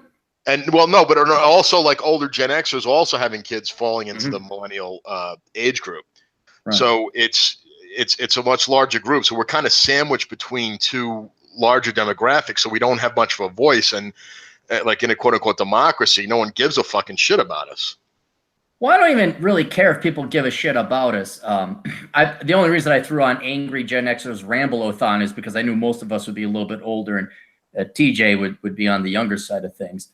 But I want to avoid the victim, like, oh, woe is us kind of thing. Cause look, let's face it. There's a lot of Gen Xers that are douchebags too. I had to deal with them and grow up with them. And I know I hate the baby boomers. I know I hate the millennials, but I have no love for Gen X either. It just happens to be the generation that I was born into. But there is something to say for us being essentially the second oldest generation. We've had the wisdom now.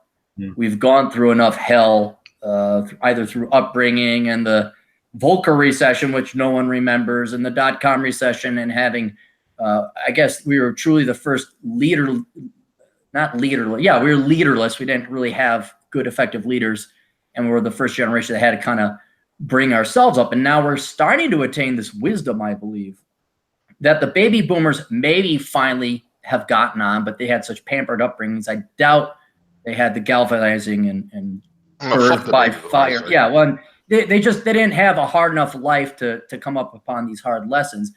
And then the millennials, no offense, TJ, but I know you're a special one. It's kind of sad when you say, well, TJ's special. Normally that means retarded, but in this case, it means he's superior and he could support himself. But the millennials are just, so I think, not to sound too arrogant and cocky, but if you kept your nose clean as a Gen Xer and didn't have your ass pampered, you probably have the best bird's eye view of the country and the culture and society right now. And if you're willing to use your guile and wisdom and you have no moral affiliation or affection for the millennials or baby boomers, I'm not saying you can profit off of them, certainly that, but life can get a lot easier. At least it makes a lot more sense now. Yeah. Well, you know, I don't know if you even know where how the phrase Gen Xer came about. Because we didn't have like a name to be called, or? Well, it was actually, from what I understand, it was actually invented by the advertising industry because they had trouble marketing to Gen Xers. They were kind of they weren't fitting into one group like the baby boomers were. They were very, just kind of went with whatever was in fashion or stuff like that. And the Gen Xers didn't seem to be doing that. And some marketing person just kind of coined that phrase, and it went viral, for lack of a better word. And that's how it started. Yeah, but X being in mathematics, the unknown. Yeah, they talk about the millennials, and it's the same thing. Millennials it's not a very good group to describe, because you have two different groups of millennials. Ones who grew up like me before the internet and all that. And then you have the group that was born after the internet. So they've never known what it was like to live in a world where you had to socially interact on a much stronger level than nowadays. So it's when you see, I encounter some of these younger millennials, maybe who are even 2 or 3 years younger, and they just have no idea what that was like, and so their social skills are not always the greatest. And it's like a cliff, isn't it? I mean, like whenever iPhone came out, what was that, 2004? Yeah, dude. I think it was 2007 when Steve Jobs unveiled the iPhone. But I mean, not having internet in your house, it's like not having the light bulb, or not having vehicles around and remembering what that was like. I don't think we realize how revolutionary that introducing the smartphone and the internet have been, and what it's like to have been part of a generation that only knows that and doesn't know that and how it shaped the way that they interact with each other. Like, for example, I like, if I need to talk to somebody, I'll call them on the phone, speak very briefly, make my point, and then hang up. People don't want to talk on the phone. They just want text for 3 hours to say what can be said in about 3 seconds. And so because the idea of talking on the phone to them is a quaint way of communicating. Social media is a much better way as they see it. But I'll even one up you on this, John. I know you were brought up in New York. Vince, were you brought up in New Jersey, or where'd you grow up as a kid? New Jersey. What exit? Exit 4. All right, but okay, in either case, and I was in Milwaukee, but there was enough neighborhood kids that you could just, like, you get out of school, drop off your bags, you go switch into running shoes, whatever, and you'd go out and play. There was no video games might keep you in, but you would still want to go out and play, and you socialize and you interact. Oh, absolutely. I was talking with someone about it recently. And I mentioned this before. I was yelled at to come into the house. Get your goddamn ass in the house now and come eat. And then now it's get your goddamn ass outside and go play. It's the same thing. Exact same thing with millennials with cars. And another example of how I don't think like them. Millennials now, I was reading an article about how parents have to pressure or yell at their kids to basically get their driver's licenses, and kids don't want to get it. Whereas back, when I was growing up, I can't even relate to. Oh my God, I couldn't wait to get my driver's license. Well, then you wonder, how did they get around? Because of course, why did all of us want cars when we were that age? We wanted cars so we could drive around and have a little bit of independence. Well, then you read later on down the article, I think it was for the Atlantic, but it was like the parents drive them everywhere. Well, at 18 years old, your parents should not be driving you around. 18 years old, you should live with your parents, but that's just an old, evil, outdated, antiquated fashion. I like the hold fuck! to. Now there's the kids. Well, I could call them kids. I mean, they're in their 30s and they're living with their parents. It's Well, that's why I brought TJ on. I'm like, this, I don't want to kiss your ass, but it's like, holy shit, here's a young guy who bucked the trend, has a driver's license, wipes his own ass, and can write and spell with crayon real good. He's got some great crayon books out there. Red crayon, no less. He's way ahead of his generation right there. I mean, actually, the wiping the ass by yourself. I mean, that's a big deal for your generation. Oh, I also know how to change my oil. Oh wow! Holy shit! Most Gen Xers can't even do that. I remember those days. I'm not joking. I was picking up my grandma, who is still alive to this day, 90 years old, great woman. God bless her.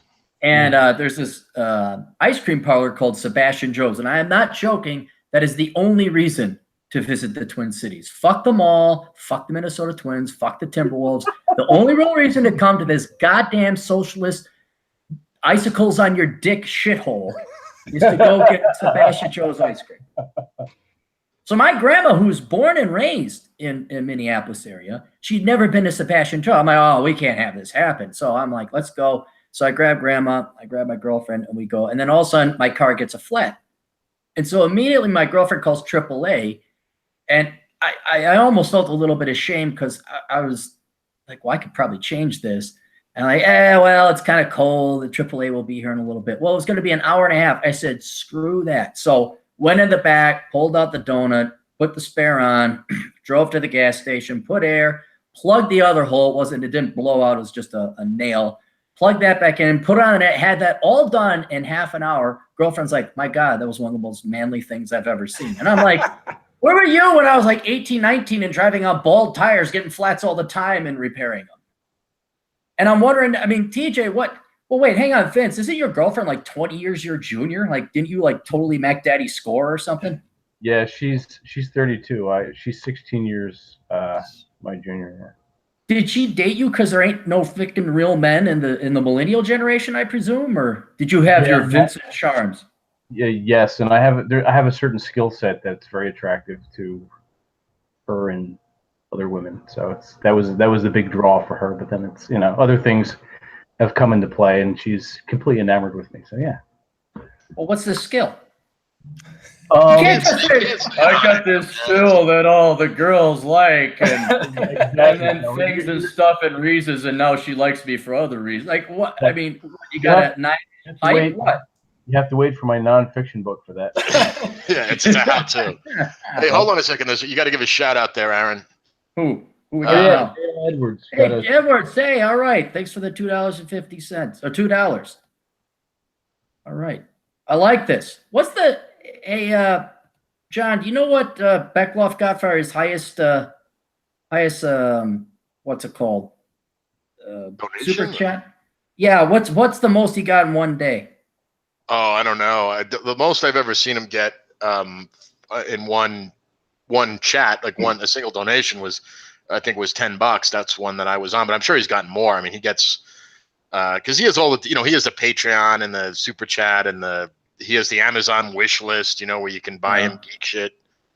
And yeah, I'm thinking about it more and more. The real reason I wanted to set up this live stream is to beat Chris Beckloff. That's what we call it. We call it the beat Chris Beckloff live stream. Right. But I'm not going to get kicked off of YouTube every 30 days. That's yeah. But yeah, no, he's been doing it for a while. I don't know how long he's been on, but he's been on for a while, and he streams I think he streams 3 times a week or something like that. I mean, he's on there a lot. Well, he had a bout of unemployment there for a year and a half. And he was streaming pretty much every day, which I was like, cool, because I really enjoy the show. And after I'm done doing my economics and finance and politics, the last thing I wanted to do was listen to more economics and politics. And so it was really cool, and he's kind of a cool, unique guy. If you guys haven't, and it's not the Beckloff podcast anymore, it's Landshark Beckloff. You got to look him up on YouTube. Just an interesting fellow, very wise for his age, I'd say. He needs a swift kick in the ass to get his ass in gear and get a career going on, but that's just the older brother in me dispensing elder brotherly love. But he's got a voice, he's got a skill, he's got a cadence. He's a natural. So well, he's got a very good wit. That's kind of what makes his show. He's funny. He got these great one-liners, and that's why I think his show is kind of successful. Yeah, yeah. And no, you get the right eclectic mix going on there, and you get Forney in and even Arini and all that. And what, he's got a pastor, Father Tom comes in. Yep, Pastor Tom. With everyone going, fucking shit, pussy ass dick, fuck, shit, fuck, foul. And then, well, the Bible says in Genesis, chapter 5. Well, funny enough, I mean, despite Beckloff's, his vocabulary, and vulgarity therein, he is a churchgoer. Every Sunday he gets up and he goes to church, or so he says. Maybe he's lying, but Beckloff? Yeah. Yeah, no, I believe it. He goes to church. I mean, have you ever met him? No, I never met Chris. He's literally on the other side of the country from me. He's in Pennsylvania. I'm in Washington, so. Yeah, no, he's the real deal. He came out to Vegas one time, and I dragged his ass up Angels Landing over in Zion National Park, and he made it. The dude made it. But yeah, it's just an because what you'll find out, like for example, I've never met you, John, but I have met TJ and Vincent, and I don't know, TJ or Vincent, if you've gotten this with your online personality. But when you meet people that know you over the internet, have they ever said, "Oh wow, you're exactly like you are online"? No, that hasn't really happened to me, but that's because I don't really I haven't met, other than you, I haven't really met anybody that I got to know online first and then in person. Usually it's the other way around. I meet somebody in person and then I get to know them online. Vince, you meet any of your fans or readers or followers? Not in person, but on the interwebs, as it were. Well, yeah. I was just, if you meet this guy in person, it's the minority of instances that you find out the people are exactly like they were on the internet. And Beckloff was the real deal. And that's kind of how because you can fake it and perform it a little bit, especially if you're writing, you're not doing video or whatever. It may shock you guys to find out that I don't have the time to put on an act at Asshole Consulting, and they're like, oh, you're kind of the same prick you are online. Like, yeah. That's it. You're consistent. I don't know how people do it. It's how, because maintaining that kind of pretense for so long, you want to talk about stress, constantly worrying about whether you're going to be found out. Well, but if you got nothing else going on, and this is what I was alluding to last week with John, is the amount of posers in front. They have nothing else going on. Like, if you can catfish all day, you can have this fake profile online and get attention and be popular online, which is, it's worth the effort to these people because most of them don't have jobs. They got nothing else going on. I don't got time for that. Right. But you can bang up a mountain. Matt Forney, I don't know if you guys know this. He actually created this phony female persona. He did as an experiment.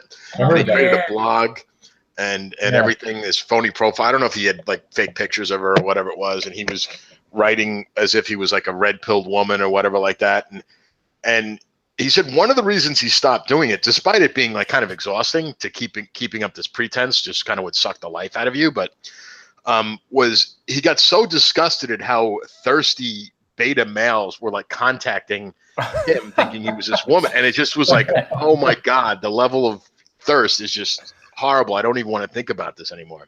You know what, if we could go back in time, I would have taken out a loan to pay Matt Forney, but I would have gotten half the proceeds to do a seminar for all of his followers under that. Wasn't it California Kitty or something like that, or it was some sultry name she had or he had. I don't even remember, but I remember him talking about it. I said, "Why did you stop?" And he literally said it was a lot. It was so much work. Because the whole time because the whole thing about Matt Forney is he's kind of what you see is what you get. I mean, he's very, he's a little bit like you a little bit in that way, I mean, you're very different, but you're both kind of, fuck it. I just say what I think. Yeah. And I guess him doing that for his personality type, he just, it was just sucking him dry, man. Could be. Yeah. But I would have paid Matt $10,000. Okay, invite everybody for a meetup. Tell them that, there's you could get this or that, and pose for pictures and everything. And then when they all sign up, just Matt Forney walk out with his regular old shirt. Hey, how you doing? Yeah, I'm her. Fuck you. I'll teach you. And I'd be like, that'd be just a film looks on all those people's faces. That'd be great. Oh, you can imagine like back in the day, we could like video that and put it up on YouTube back in the day when you could have AdSense revenue, right there. I mean, it would go like the fucking Gangnam Style fucking video. Oh, whatever happened? You interviewed Blonde. You interviewed Blonde in the Belly of the Beast. So is she still around? Yeah, she got married. Yeah, she's still around. She put out a video about a week ago. Oh, okay. So she's still up and at 'em then. Okay. Yeah, she went back to the guy. She married a real man. She married a Marine. Yeah, I don't see conservative women marrying liberal pussy. I just can't see. I was going to ask TJ as well. If you listen to my interview with her, she talks about some of the guys that she dated. Mm-hmm. And they were like the most effeminate fucks. Like, one guy was a quote unquote ice dancer. And she goes, he didn't say ice skater. He said ice dancer. She's like, oh my God. Like, wait, he's not on skates. He just dances on the ice. No, I'm not sure actually, Aaron, but I don't know. What's the difference? I don't know. One is just a little more gay than the other. I don't know. I mean, they're both. Yeah, they're levels. But it was just funny. Like, you talk, because she's a millennial, and she was basically saying like it was so hard. Basically, she was. I want to paraphrase for her, but she said basically it was so hard for her to find a millennial man who has fucking actual balls. And she said it was, it was driving her insane. And she finally, she finally got a Marine. Someone to fuck her righteously. Right. No, but TJ, weren't you telling me about it? Some weird mind game. Not that girls didn't do weird mind games before, but this is the weirder. It's just turned up to 11 now. These girls, the millennial girls, if they like you, they'll give you the stink eye and will purposely avoid you to test you and approach them. No, I don't really know what goes on with. I was talking to Gen Xers about this who actually knew what was going on. I don't know what the whole situation is. I think the problem is that I was talking to one girl about this, and we don't know if she's being honest or not, but she said that they give the stink eye just as a natural look to ward off creepy guys. Because I think we're men and women don't hit on us, men hit on women, and so they probably deal with a lot of crappy guys all the time, and they just get sick of it. So, but we also have to understand they haven't, at what point did these girls ever get taught how to deal with this stuff? How to, kind of have some class or some social etiquette when treating men differently based on how they behave. I think that's a lot of the anxiety that some of them have. They've never been taught how to behave. It's kind of the same thing with millennial men who can't handle rejection. I was talking to one girl years ago who wouldn't just say to a guy who was showing interest in her, he was texting her all the time and she was responding, but she told me she wasn't interested in him. I said, then why don't you say that? She goes, well, he'll get upset. And I go, well, okay, you gotta, cut the rope sometime. Well, she did. And the guy, she was showing me the text. Yeah, he flipped out.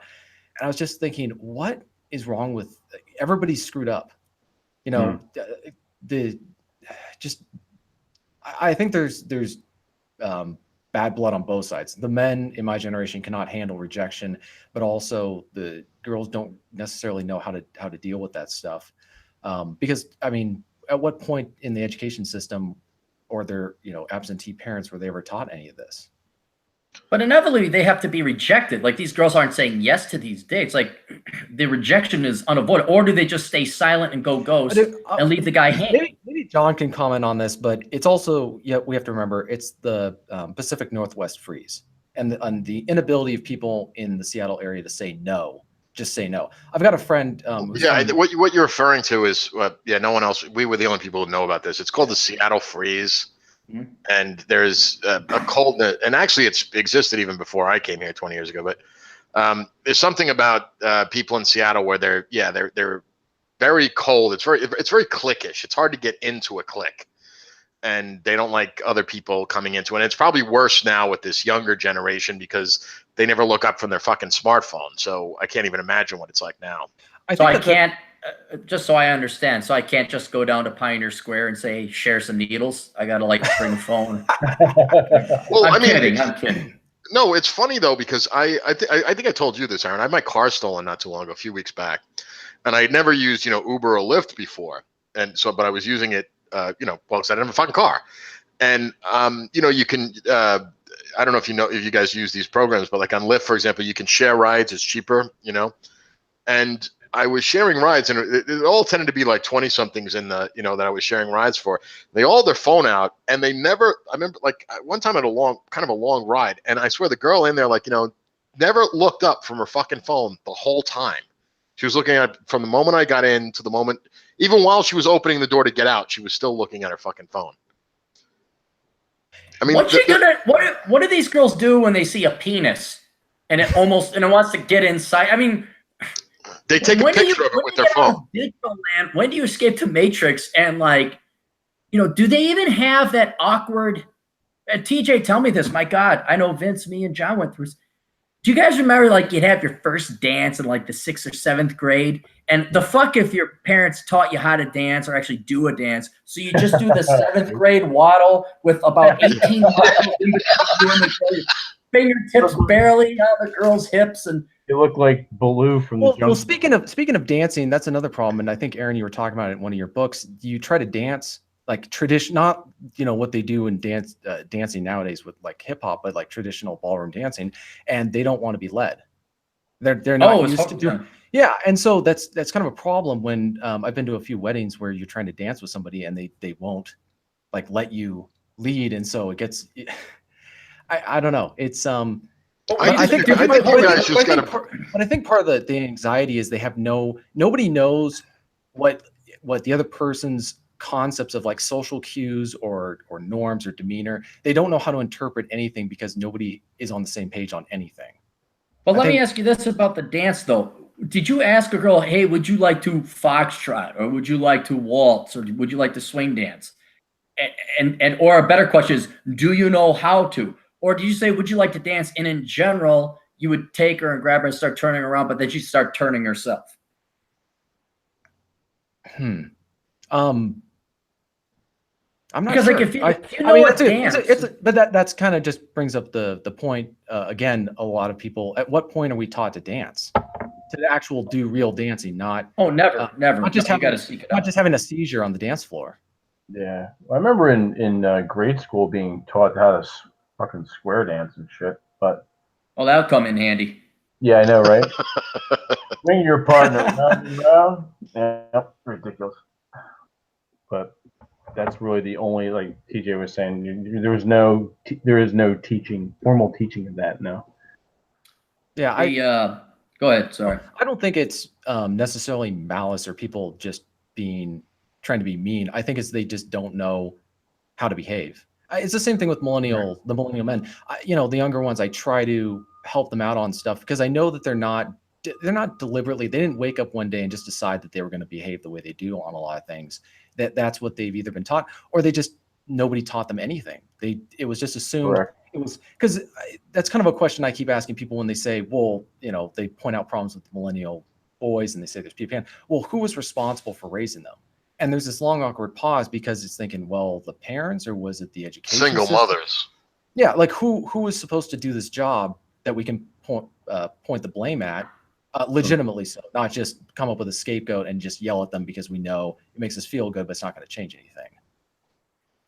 Well, I saw probably the worst thing. The GF left for Wisconsin or something. She went off, and I'm like, no, I'm not going with. I'm just going to assume her mother was going to be there. I'm like, yeah, see you, bye. But I was home, and I'm like, boy, I have not been to a swing dance in years, and I haven't gone salsa dancing in years. So I went online, and I know the people who run the foremost, most attended weekly swing dance in the Twin Cities. They're wonderful people. So I'm going to go check it out. So I go there, and this is no more than 3 years ago, and it looked like a social justice warrior convention. These women, if you could call them that, these upright water buffalo with hairy armpits and the thick rimmed glasses. They were fat. They stink. I don't care how much, was it Wapatuli or Patchouli? Is it patchouli patchouli? oil? Patchouli oil? Yeah. I don't care how much you put on there. If you're dancing up a storm and you're 250 pounds, sweetheart, you are going to stink like ass. And they did. And the boys were these, I mean, just every stereotype you could imagine of social justice warriors, just these weak, limp-wristed boys, fat, maybe not always fat. I did see more armpit hair than I wanted to. And I'm like, why even wear a dress? Why even bother wearing a dress? It just, not one good-looking girl in the entire, not one good-looking boy. And I'm like 45, or 45, I was by 40 at the time. I was just like, holy shit. So I get to talking to my buddies. And I said, what the hell happened here? Like, I was thinking, like, I get a cute little thing, dance her, take her around for a test drive and pull off my fancy moves, see if I still got it. He's like, oh, dude, you have no idea. And I'm like, what? He says, well, a lot of kids are from universities, and there's no longer official lead or follow. Like, the men don't lead anymore and the women don't follow, which you can't have. Well, I was going to say, isn't it antithetical to the type of dance you're talking about? It is like electricity without negative currents or positive currents. You need one person has to lead, one person has to follow. And so now you have both. It's already hard enough to learn to dance either as a lead or a follow. But to be ambidextrous and learn both doubles the time. It's a completely different mindset. They're two different skill sets. Follow is reactive, leading is proactive. Following is easy. Because I remember, like, I remember back in, I never like formally took lessons, but I used to go. It was one night a week we used to have swing dancing here. This was in 96, 97 when I was in my 20s, way back when mid 20s, whatever it was. And I used to do it and just, I mean, I wasn't like, didn't study it the way you did, Aaron, but I mean, kind of just from trial and error, fucking around and stuff like that. And I knew how to twirl them and whatever like that. And it was for the girls, it was pretty easy because you had to lead them and they would just be receptive to you doing it. And they loved it when you would twirl them and they loved that, I mean, there's something in the female id that, finds that attractive. Oh, dude, because I danced, well, it also helped the fact that I was the instructor. That was the killer. That was where, I'm not a terribly tall guy, but I'm more than made up for it with being the instructor and knowing how to dance. But that was back when there were distinguishable sexual differences. Like, you could say, oh, those are men, those are women. There was two genders way back in the day. Yeah, back in the day, back during the Clinton administration, and he was very well with the two different genders. But now you go, and obviously you can tell boys from girls, but it's not beautiful. I fairness, sorry to interrupt you, but sometimes, well, you haven't been to Seattle, but sometimes you can out here. I mean, it happened in Minneapolis 3-4 days ago. I went running. I looked. I'm like, it's a Pat. It's an it. What the fuck are you? And don't tell me you're trying to be cute and coy, being amorphous or asex. Don't give me that fucking bullshit. What the fuck are you? Give me your chromosomes. Anyway. So I talk to he's like, oh, dude, you have no idea. Like, they have dedicated people, like, in case you were harassed, and they're thinking about having a safe space and just all the script. And I remember back in the 90s, same time you were dancing there, John, we had classy establishments. There's a place called the Times Cafe. There's a place called the Manor. You get a martini. And I think this was like the retro thing was great about that. Remember, they would bring back that music, and it was a little bit mixed of the old traditional swing along and mixed with the ska. Remember? No, I was there. I was teaching dance class and getting laid regularly. It was great. Wonderful. I loved that time period in my life, man. It was the best. Well, you could show up in a suit. Girls would dress up in dresses. You could wear a fedora, not these faggoty little short brim ones, but the real ones that Humphrey Bogart would wear. Yeah. And you just tear up the floor. And I know it was one of the happiest moments in my life. And then to see it decay and degrade to the filth and the slop and the lack of male beauty or handsomeness, I guess you would call it, and female beauty, where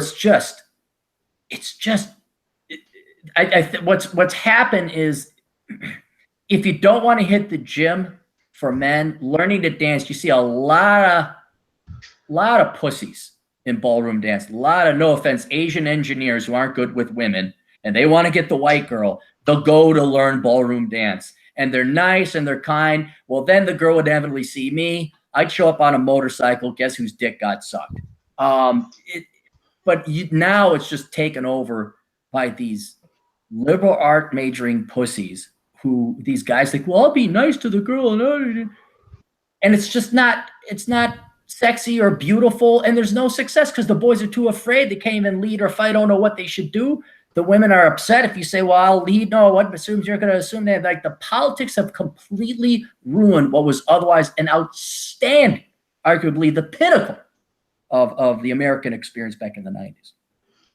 Yeah, I got to say the 90s was my well, just personally my favorite decade. I mean, as far as the amount of, you know, women I was with and just fun, crazy shit that I did was the 90s, you know. So I'm going to be partial to it. I'm not saying I'm not saying it was the pinnacle of high culture of Western society, but it was sure as shit the most fun I ever had in my life was in that decade. Yeah, well, it was also a niche. I mean, you had to go to the swing dance clubs and take up jazz and learn to dance. That was another thing. Kind of like, it wasn't that hard, but you did have to put some effort into it to learn how to dance. So it would keep away, I wouldn't necessarily say riffraff, but it was a slightly higher caliber of people. But yeah, man, there was some. Well, speaking of Seattle, your buddy, do you guys have like a statue of Kurt Cobain and you got to suck his dick before you go up into, you know, cross over into Mercer Island or wherever the hell that guy blew his brains out? No, we do a statue of Lenin though. Right. You do? Yeah. Where? You didn't know about that? No. How did you not know that? Well, because I tune out. I don't pay attention to politics anymore. So you want to know how fucking left wing Seattle is? Fucking statue of Lenin, for fuck's sake. Well, did they rescue it from the Soviet Union? Yeah, it's the actual one from the Soviet Union. Exactly. You're kidding. They hauled that all the way across from the planet. Just Google Lenin in Seattle or Lenin statue in Seattle. It was a business guy right after the Cold War ended. He was over there and he brought it over in separate pieces, and it cost him an absolute fortune to bring it over. And I think somebody's trying to sell it because it's kind of an anvil financially around people's necks to cover. But yeah, I think people get confused a little bit. In Seattle's defense, it wasn't brought there to celebrate Lenin. I just think it's ironically placed there now because Was it still over in Fremont? Yeah, it's still over in Fremont. It's huge. Like the thing they're not moving it unless they take it apart piece by piece. Yeah, but it's huge. It wasn't put there as some sort of celebration. It was, I think, the business guy Well, tell it to all the fucking hipsters, BLM, and fucking Antifa people that make pilgrimage to it every weekend. You know what's great? It's kind of like the Che Guevara T-shirt. In the back of the Lenin statue, in the background, you see a Taco Del Mar and some kind of strip mall. It's like, yeah, you guys won that one. You guys won. I love fucking with the Che Guevara people. You don't see those T-shirts anymore. That was kind of like something that was really popular in the aughts. But I used to love going up to them and saying, "Oh yeah, I agree, man. What this guy said about niggers, man, he was right on." And then they're like, "Huh? What? Oh, you didn't know about that? Oh yeah, you know." Yeah. Or you talk about Gandhi, like some of Gandhi's racist quotes, just classic. Oh. Yeah, wasn't he a pedophile too, or sleep with some? Yeah, he liked to sleep with little girls. He also had an enema fetish. That would explain why he was all. He didn't look right. You know, he looked like a kid. He looked like a guy you wouldn't want to leave your kids with. Like, hey, it's Gandhi. You could trust Gandhi. The fuck if I can. His penis will be in my boy's ass before I turn around. Not leaving my kids with Gandhi. Fuck that shit. No, he's so peaceful. He's no resistance. It's like, yeah, that's what he's hoping my kids would do. I was like, nope. No Gandhi penis in the children. Oh, fuck. That's why he had that little loincloth he always wore. You know, it was real easy. You could just whip it right off. And, access. Yeah. No. Oh, God. Well, no, but there is truth. Apparently, there is rumors Gandhi was into, he was a pedophile. No? I mean, that's the only way to say it. I don't know if he was a pedophile, but he... Well, what the fuck was he? He was sleeping with little kids. Yeah, he wasn't little kids or teenage girls. There's a difference. There's like... It's not pedergasty. That's gay. That just means homosexual sex. But there's a difference between an actual pedophile where you're chasing. Well, there's what they call an hebephile, which I don't have a problem with per se because they're technically post-pubescent. But right. That's what. Okay, it's ebophile is what it's called. It makes it sound like you're into Jews. Hebephile. Hebephile. Yeah. That's I'm a hebephile because I like to have sex with Jewish girls because they're such freaks. Would you like to? I've ever dated was into anal sex. Okay, well, he was. What was he? Then he was into like little diddling little kids. Well, apparently, I mean, he was into sleeping in the same bed with them. I don't know if he needed them just to someone to cuddle with, but What, him and Michael Jackson? Yeah. Well, actually, I don't think Michael Jackson, quote unquote, slept in the same bed as the kids. I think a lot of that was bullshit. I don't think Michael Jackson had a dick, so that would kind of negate the ability for him to, quote unquote, rape any children. But I think Michael. I don't know if any of you guys follow. What the hell is his name? Is it Razor Fist? He did a really good video on the Michael Jackson thing, and he investigated it. And Razor Fist is funny. He's kind of like he's really into video games and social media and movies and stuff like that. He puts out really fun videos. Hold it. Is he the guy that reads a script, but he reads it very fast and is very witty? Yeah, and he's got the sunglasses. Yes. Okay, that is because I'm like, there's no way he's coming up with this off the top of his head. Oh yeah, but he speaks like, I mean, the fact that he can just memorize that because he's not reading it because he has to have it down pat because has to have it memorized to be able to spat it out that fast. Right.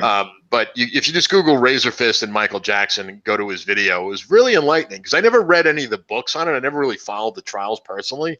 I mean, I just looked at Michael Jackson. I don't like his fucking music anyway, and whether or not he diddled the kids, he's still a sick fuck, so I don't really care. Yeah, but apparently it was just a money-making scam. So I don't know how diddling kids is a money-making scam. That's kind of a no. The parents of the kids accusing him of it. Okay, all right. So they purposely put their kids in these situations, saying because he was worth, I don't know how much money Michael Jackson was worth, but it was a lot of money, and they were purposely doing this to after the first accusation he was found not and so other parents were doing this hoping to cash in. Okay, all right. Hey, speaking of dead black musicians who died of poverty, Prince. You guys know that Prince died 2 years ago or a year ago or something like that? Yes. Yeah. You did? Okay. You know how I knew? How did you know? Well, because I'm from Minneapolis, and people in Minnesota have to celebrate Prince because he's our one black guy that we have. And unfortunately, he died. So I am not joking. And to testify to the age and the generations, I'm in my town, and I go to my bar, but the bar down the street just got a lineup, which is very rare. WBL doesn't have. It's a hamlet north of St. Paul, and I say, "What the hell's going on?" They say, "Oh, it's the Prince tribute thing." And I know this bar. This is just a rake dive bar. There's no sound system or anything in there, but they had a Prince memorial. And apparently this was not just in my little town. This was all over the Twin Cities, and they had a concert in downtown, not downtown Minneapolis, in was it the Target Center? Yeah, that's downtown. The football stadiums are there. And people were going. So I just had to ask because I knew a bartender that worked there, and I saw him. I said, "Hey."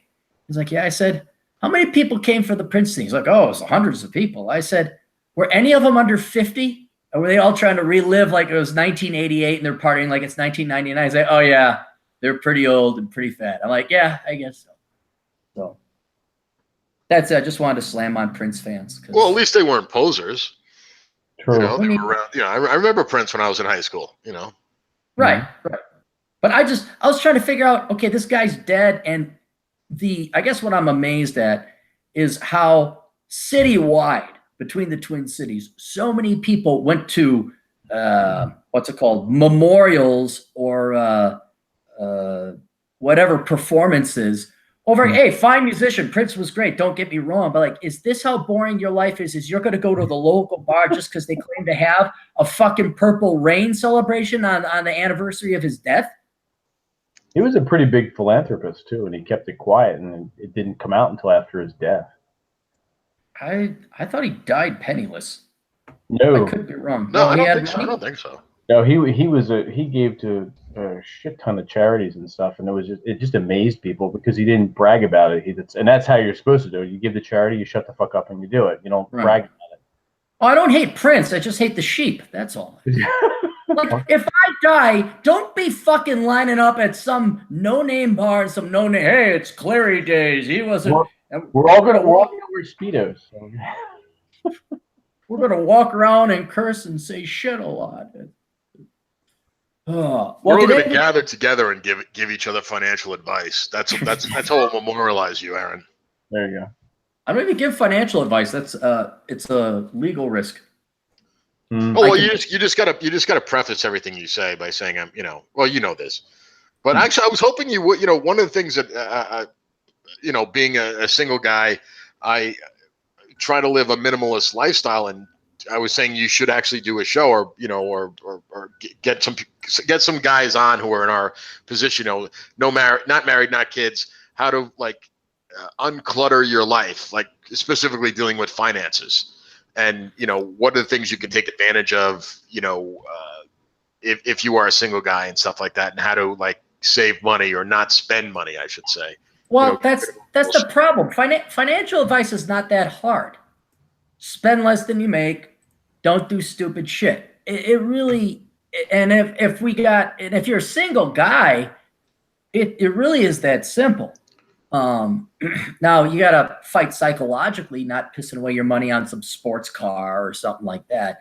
But if you're a single guy and you know the value of human beings, the financial planning is really simple. Where it becomes hard is where you decide to make babies and you introduce women into the formula. And women, and this is not stereotyping, it's just generally true, women historically, genetically, biologically, consume resources because they were typically raising the kids. Now, those genetics have continued on despite being in a land of plenty and we don't hunt our food anymore. So now instead of helping you make the antelope, they're buying 18 pairs of shoes and a Range Rover. But I don't think it wouldn't be of any. Here's the thing. Everyone in my audience already knows what to do. And if they haven't, they should go buy Bachelor Pad. Well, just let me check you on that. Let me think of a real life thing that I did. And I was surprised I did this because I live alone and stuff like that. And I was a little bit of, for lack of a better word, like a news junkie. I was one of those guys that would watch Fox and CNN and stuff like that. I was into it. Because I had been watching it on and off for years and stuff like that. And I finally said to myself, well, fuck this shit, especially after the election. Trump was elected and everything. So, all right, fuck it. I'm getting rid of this. And I completely got rid of all cable, not just that. I mean, got rid of all cable. And then I just, I was like, holy shit, there's all these channels that are broadcasted for free over the airwaves. Who knew? And save myself a shitload of money. So that's like a real life thing where you can do things like that. And that's so you got to say, well, okay, well, you can't just deny yourself something without replacing it with something else. Otherwise, you're always going to feel this lacking, you know what I mean? So, but that gets back to our previous conversation. You get out and play. TJ hikes. Vincent, I assume you do some kind of working out or something, right? You go. Do we lose Vince? I think you're muted. Oh, he's muted. Maybe he's going to the bathroom. Anyway, yeah, you could replace things with activities that are free or near free. Right. Yeah, I guess we could probably do a show. One of these days, sure. Whatever I end up naming this live stream, we'll do it. We'll have finance people in or whatever. But I think, truthfully and honestly, most of my listening audience, they at least at minimum know what to do. If not, they're already there. And if they're not there, they're on their way there to do it. And we could say, yeah, cut the cable and all this, and maybe that would help. I don't know. I guess I could look at the I mean, it's just saying cut the cable is not, is not enough. Because, I mean, everybody knows, okay, cut the cable, but it's well, how can you replace it? What other thing, free things or cheaper things you can do to replace it? Because you'll still need entertainment, some sort of entertainment. You're not going to go completely cold turkey. If you have 550 fucking channels or whatever it is on your satellite or your cable or whatever, and all of a sudden you don't have that anymore, well, okay, well, what are your other options to do, to fill that? And if you're cutting down on, I don't know, eating out or something like that, well, how can you enjoy fucking cooking your own food or whatever it is. I'm just throwing shit out there. I understand. Yeah, I could go through a couple things. Like for example, I'm the only reason I have a TV is to play video games, which I don't do more than an hour a day. And the only reason I play it now is because I got a Nintendo Switch. But beforehand, I rarely would watch TV, even on Netflix or Amazon or anything like that. Vincent, I'm betting you ain't even got a TV. I do not own a TV. Right. Because there's just so much other stuff to do. I mean, we could go outside. Absolutely. I mean, you went on a hike and smoked a cigar today, right? I did. Yeah. After dinner walk. Yeah. How were the graphics during your walk? Was it really cool graphics? Graphics? Yeah, graphics. Were they almost lifelike? Like the graphics, when you went for your walk, how were the graphics? I don't think you got the joke, but anyway. They were. It was completely 3D. It was 3D. Oh, like you had an Oculus Rift or something? Yeah, it totally was. It was fantastic. Awesome, man. That's like really cool. You guys remember like back in the 80s, like when the Super Nintendo came out and they went up to 16-bit graphics? You're like, dude, check out the graphics on this, man. Yeah, everybody had a boner over it. Yep. Yeah. Now it's just like, it's all right for graphics, I guess. Well, that's the whole point. Is people are, I think it was a stream I did with Beckloff like 2 years ago, where he was talking about like if the Star Trek, the Star Trek: The Next Generation universe actually existed, like where there was no need for anything, you didn't need money anymore, like all the basic human needs were. He said it wouldn't be like people going out and exploring the universe or anything like that. Everybody would spend their entire life fucking sitting on their fucking fat ass eating cookie dough, fucking in the holodeck, figuring out some fucking perverse fucking fantasies to live out. Well, shit, for crying out loud, they're almost already doing that. I get exactly. So you can imagine what it was like. If the Star Trek universe existed, no one would live to fucking be Captain Picard. Well, you might because of the technological advances or whatever. But I mean, they'd all be 500 pounds. They'd look like Jabba the fucking Hutt. And they'd be jerking off to what would be. Yeah, they'd be jerking off to like green women with fucking 3 tits. No, completely wrong. No, think this through. You'd be this 500-pound piece of shit. Everybody would be. But you would be making love to what would be ancient porn. Like they'd have to go back and bring back what women used to look like or what men used to look like because everybody would be like more morbidly obese. So you wouldn't have like back to our glory days, Aaron, in the 90s. That's hey, there's some good-looking Playboy Playmates in the 90s. Yeah, there were. And we're not talking the digital. It was like you actually had the Playboy magazine. And like this is before Photoshop. You actually had to airbrush by hand. Yes. Yeah. But no, I'm getting sick of these. I understand the logic and how the technology can be pointing in that direction. But these incel or TFL MGTOWs, like the loser ones, the ones that worship it as their religion, and ironically, if they're men going their own way, why do they constantly obsess about women? Those guys. And they are dead serious about these sex dolls. They go, dude, sex dolls, they're already here, man. And, why would I do that when I got my sex doll? I'm like, because it's a fucking doll. It's a piece of fucking plastic. Exactly. I mean, I don't care how real they look. It's still kind of creepy. What do you do when you have company over? What's that? Oh, that's Natasha. And then the guy gets a little close, like, is this a mannequin? Like, no, it's a sex doll. Like, no wonder you ain't got no friends. Yeah, no one's going to stay for that party and stick around for the hot dogs and martinis. Clean that shit up. Oh. And I'm sure shit not shaking that fucking doll's hand because I don't know where it's been. Oh my God. Yeah, and here we are worrying about whether women know how to follow in ballroom dance, and meanwhile you got fucking. Well, don't these sex dolls cost like a shitload of money though? Oh, yeah. I know, but what do these guys do with their life? They live at home, they save money on rent, or they're like super nerds and they make a shit ton of money. Women don't go out with them. They don't get divorced because they never got married. I mean, there's got to be people with, a couple hundred. Instead of like saving up for a car, they're saving up for this. Well, hang on, what does a sex doll cost? Hang on, let me look this up. Let's see what this costs. He's gonna look up like the old rubber ones from the 80s. They were like gag gifts and shit for like bachelor parties. Okay, here we go. How much do sex dolls cost? Okay, God Almighty, that's scary. Jesus Christ. How much? They're all well. No, it's the position they're in. Because they're not alive. They are mannequins basically, but the way they have these mannequins or sex dolls standing is they have a metal rod basically shoved up their asses, and they're just kind of hanging down like a deactivated robot. It's very, very scary. Talk about Westworld. Shit. Okay, good blow up sex dolls priced at $15 to $300. $15? Oh, that's the blow up. Oh, okay. That's cheaper than a movie. Yeah. Torso sex dolls. The design and the shape of the doll also matter. If you want to save, you can opt for the torso style and skip extras for a simply and cheaper sex toy. Well, these are just torsos. So you're Oh, no, I meant like the whole dismembered- movie. Oh, yeah. Okay, $10 to $1,300. Standard $1,300? dolls. Yes. My Let me first get car through didn't this. cost that. Just let me get through this. This is very painful what I'm going through right now. Okay, here's the one. This is the most advanced one. The realistic or fantasy dolls. Oh, Jesus Christ. Oh, God. Okay, don't even bother with this. Just trust me. 4,000 to 10,000.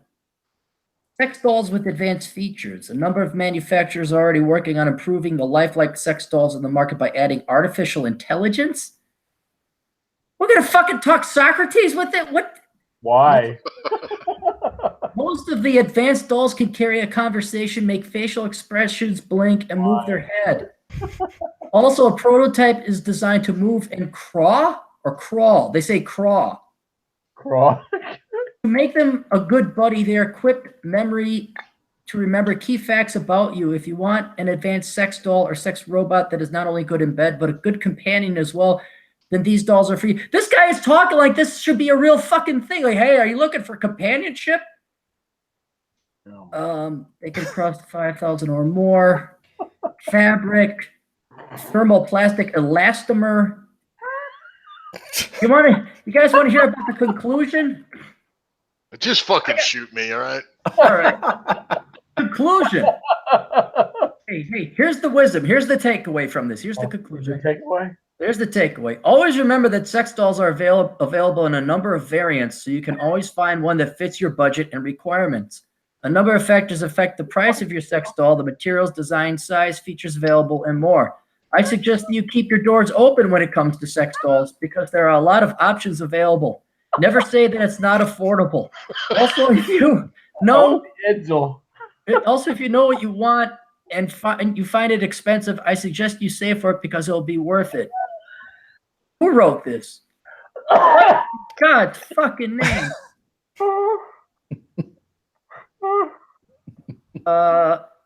Yeah, this person didn't put his name. I'm just gonna assume it's a him. I hope to God it's a him. All right. Bro, you need to change the title of your book from "Enjoy the Decline" to "Enjoy the Apocalypse." Oh, I just nope. $4,000 for a doll. 10,000, you could get a whore for a year. You know, come in every 2 weeks, get your box off. Yeah, here you go. Now go away. Yeah. And it's worth it. Yo, don't say a sex doll isn't worth it. I don't know. For $10,000, you could go to a gym. You could get the real thing. Sure. Oh, God. You know what would be great? Oh, guys, this is what we got to do. You know what we got to do? This is what we got to do. We got to find a sex doll convention, and we got to crash it. We got to go and film these fucking nerds, and not the cool ones. I mean these sad, pathetic fucks. We got to go to the nerd convention and drop in. Oh my God! But we can't just crash it. We have to pull a prank of some kind. We have to so Google Vegas conventions / sex dolls. Hang on, let's see if there's a sex doll convention. How far does this hole go? There's probably a group for that. I mean, there's a group for everything but jerking off. Well, the furries actually do have conventions, which is scary. They do. Sex doll convention. This is why you stay off the internet as much as possible. My God. Oh, I'm going to go smoke a cigar and go to church on Sunday. I think that is a yes.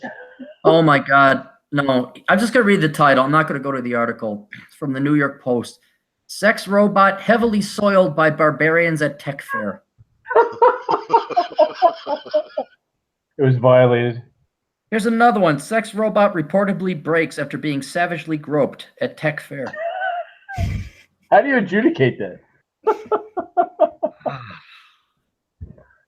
You know, I was a nerd and a dweeb, but, you know, I copped a feel in the 7th grade. Yeah, I kissed a girl. Oh my, marble. What is this? TJ, these are your people. What the fuck is this shit? What the hell is What's going on here? I'm buying that membership to the Generation Xers after this, man. Okay. I don't want to be associated. You know what this reminds me of? This reminds me of. I haven't been to a casino, but I hear stories from people who go and they see these old people, baby boomers or however old they are. They're sitting at the slot machine and they're on like respirator or whatever, like they're barely able to move, and they're just sitting there, doing the quarters thing. And it's just. Or you see people who are smoking cigarettes through the little gaping hole in their neck because they, Oh yeah, the trait. Yeah, it's just like you. There's not much to say, man. It's fairly. This is why I go to the mountains. Oh, why I ride? Why go? Why golf?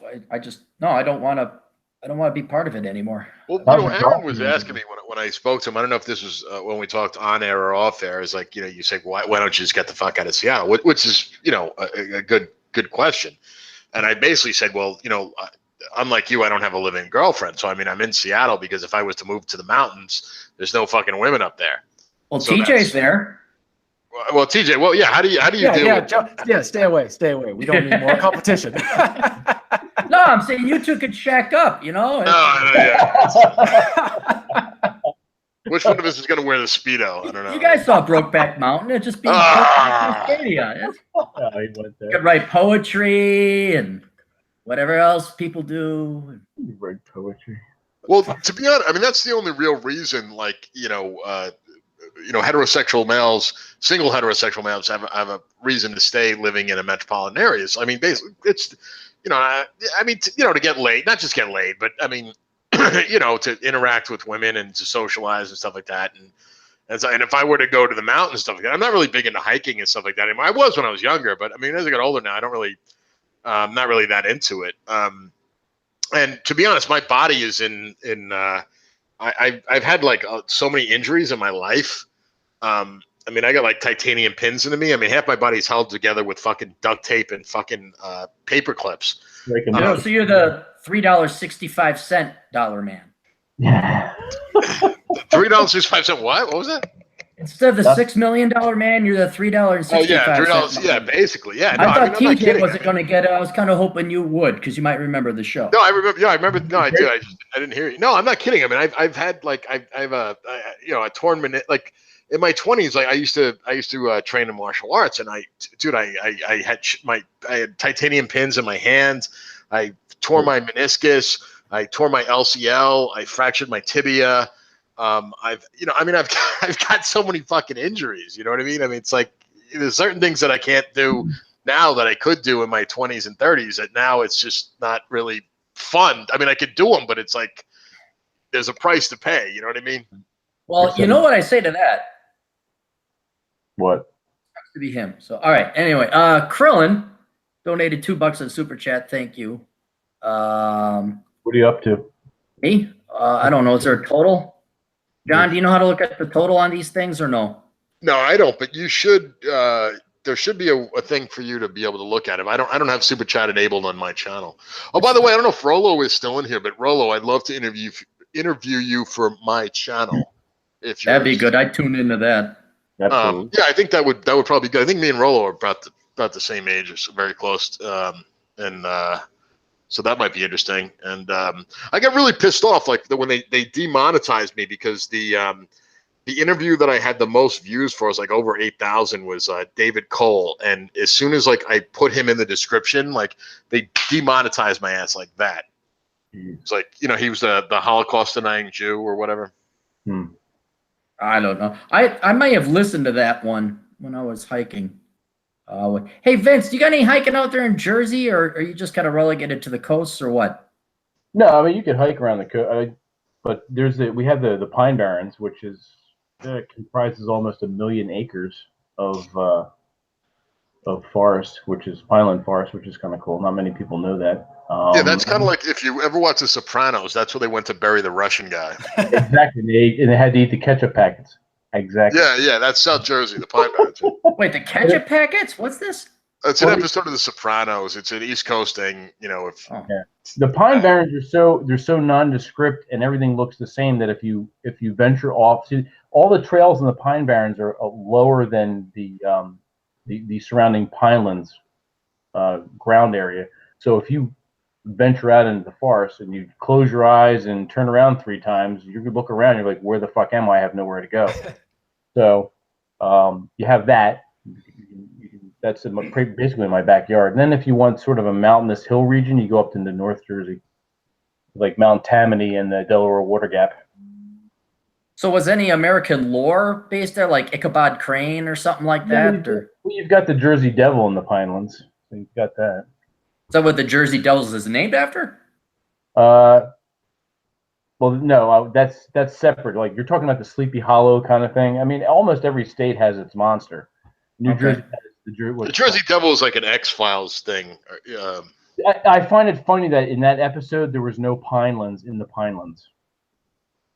If you watch that episode, you're like, what the fuck? They filmed it in like some kind of suburb of Canada. I'm like, come on. Yeah, they used to film the X-Files in Canada. But in Vancouver, British Columbia, which is not far from where I live yet. Oh, okay, all right. Any of you guys ever see Combat, the TV show? Yeah, I used to watch that when I was a kid. Vince, you ever see that? No, what was that about? It was World War II. It was pretty straight up. There's some like good, it was like TV Land, black and white show. So like when I was working security, they'd have like Wild Wild West, then Hogan's Heroes. That was my favorite. But then there was this thing called Combat. And Combat was started black and white, but then it made the jump to color. But what I always got a kick out about Combat is they always looked like they were fighting in Southern California. Like there was no Bavarian mountains. It never snowed. It was never. They were in Europe. They told me they were in Europe, but man, it was always warm and sunny. Where if I was like, no, this isn't ideal fighting conditions. Yes, it was funny. I wrote a short story in like grade school or whatever, but I kind of riffed off of this scene, this episode from Combat, and my teacher read it and she put in the bottom, why is this story so violent? It can be. And then I mentioned the TV show, and she had never heard it. Obviously, had never heard of it. Yeah, you were offending her delicate sensibilities, Yeah. You know how fun it would be to go back to like high school? You can't now, but to go back to college, which we could all do, and just take some English composition course and blow the teachers out of the water, but I wouldn't even say right wing, just be belligerent, just be complete dicks. Oh yeah, that would be fun. It would be fun. Aaron, I actually did that, but it was about 16 years ago. Yeah. I went and I took I was toying with the idea of getting into like video editing and stuff like that. I was curious about, what the opportunities were for that. And, there's a community college here, so I signed up for a course, and I was also curious about it. The course was, it was, I can't remember the exact title of it. It was something like storytelling, and it was kind of based on, all the writers here will be familiar with Joseph Campbell's Hero's Journey. No. And Aaron's not, because he's a neophyte when it comes to that kind of thing. But and I remember talking to, and because I had read like all of like Joseph Campbell's work, Hero with Thousand Faces and stuff like that, and I'd seen all his interviews and stuff like that, even the archival ones that were never made. Were not put directly to people. And I remember just fucking with the teacher, and I swear to God, he dreaded every time I spoke, because I would just fuck with his fucking SJW fucking view of the world, And also I'm a lot bigger. I'm over 6 feet tall, and this guy was a manlet, and I always made sure I sat in the front of the class and just like gazed at him and made sure that every time he tried to slip in any of his fucking liberal shit, that I just fucking gave him the death stare. Nice. I kind of want like a female professor, and then like a creative writing class, write like some just triple rated X Harlequin romance stuff, but write it really good. And then have like my editors go in there and make sure it's like grammatically perfect. And then just, Michael, you said I could write about whatever I wanted. What is? There you go. As she resisted him penetrating her with his giant member, he continued to thrust repeatedly. No, that's it. No, I'd have to be. You'd have to be some kind of psychological. See, you could even put her in it, and like make the heroine or the female role. You know, she was a mild-mannered liberal arts adjunct professor trying to make her way after incurring $63,000 in debt in that little whisked-away liberal arts college in Vermont. She wasn't supposed to notice the dashing, young, strapping 43-year-old who was just taking college to expand his intellect, which only made him more curious, more sexy, perhaps was the word. No, he was more of a man than the millennial boys, especially that T.J. Martinell fella. He was going to run around in the mountains with his gay lover. Are you writing this down? What the fuck? No, I can pull it out of my ass pretty good. God damn it. That'd be really even better, Aaron, than you say, you know, and he knew exactly where she lived at 123 Boulevard Avenue. It wasn't creepy at all. Well, if you want to write something that it would really drive him crazy is tell a story that is like has a traditional family, just very traditional roles and all that stuff, and have it be clean cut in that way, but just old fashioned. And man, you see that now with a lot of the writing that goes on, and the way they do that in. I mean, there's some of the films that they attack where the guy's just not a total loser, and they go after him.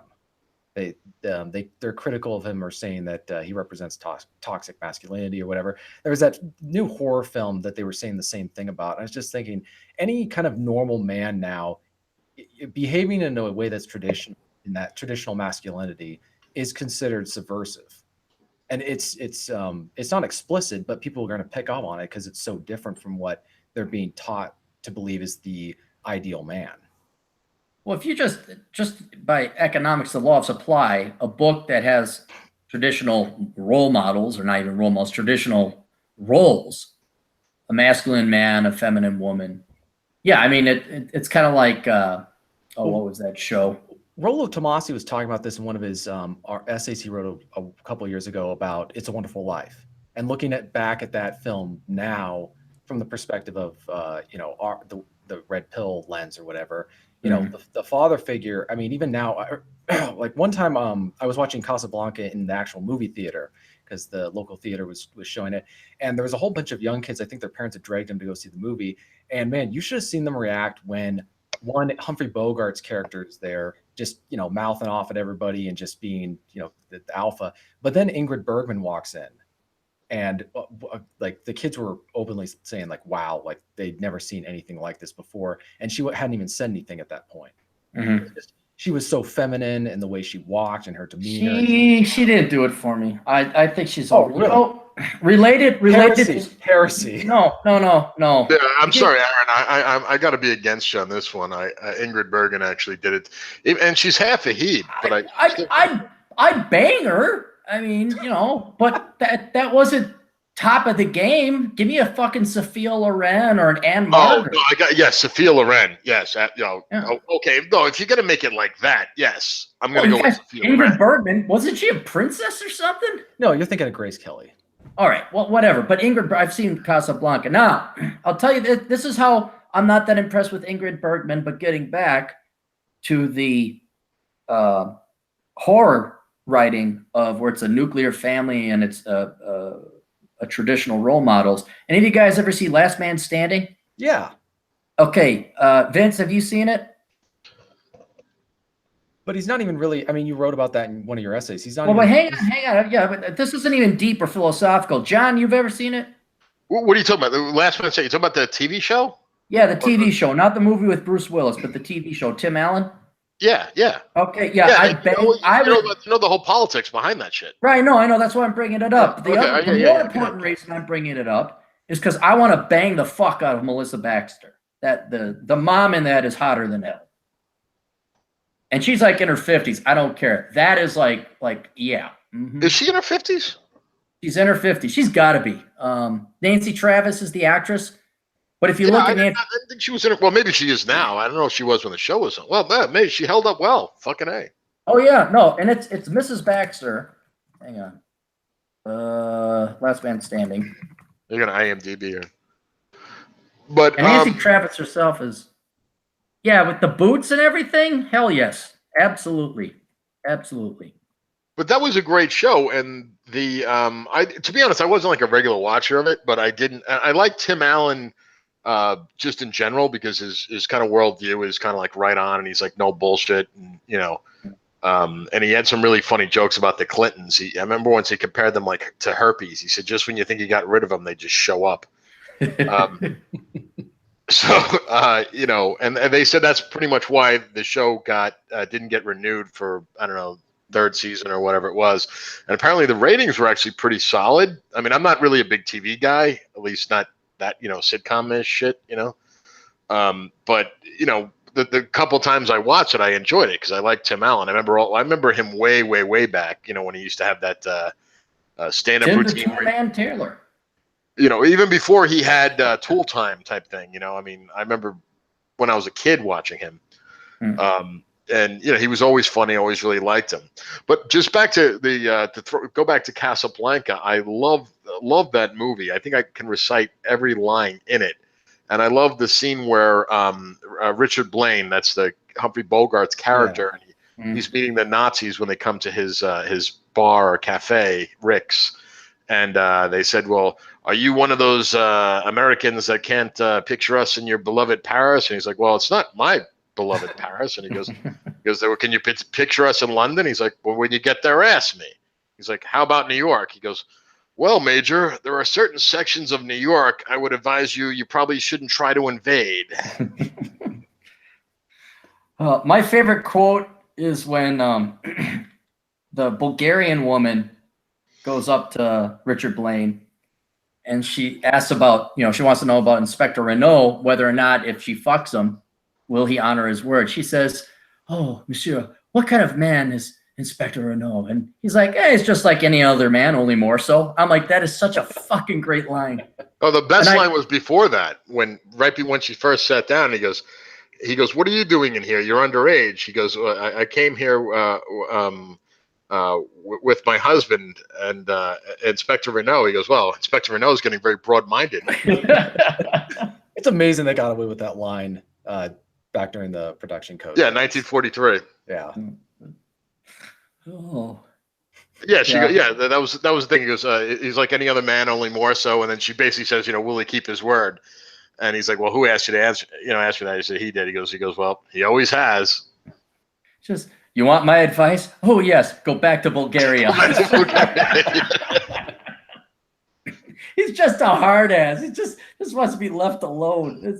Well, actually, the best character in that movie was Captain Renault. Yeah. When he says, I often wondered why you came to Casablanca. He goes, did you abscond with the church funds? Did you run off with a senator's wife? He goes, I like to think that you killed a man. It's the romantic in me. It's a combination of all three. Dude, that guy got some of the best movie lines ever in one part. Captain Renault has so many great lines. I remember, to show you that it was still hard back in our day, not as bad as dating the millennial girls now, except when you're Vincent and you're Mr. Mac Daddy, you just come swinging in with your dick like, I'm the author man who's over in New Jersey, and girls just throw themselves at him. But I remember, I had Casablanca because I saw it. I knew it was good, even though I was very young when I saw it and could not fully appreciate it on all the adult levels. So I always had it in my inventory, like VHS. That's how far back we're going. So if a girl's going to come and say, oh, we should watch Casablanca. And man, it was like pulling teeth.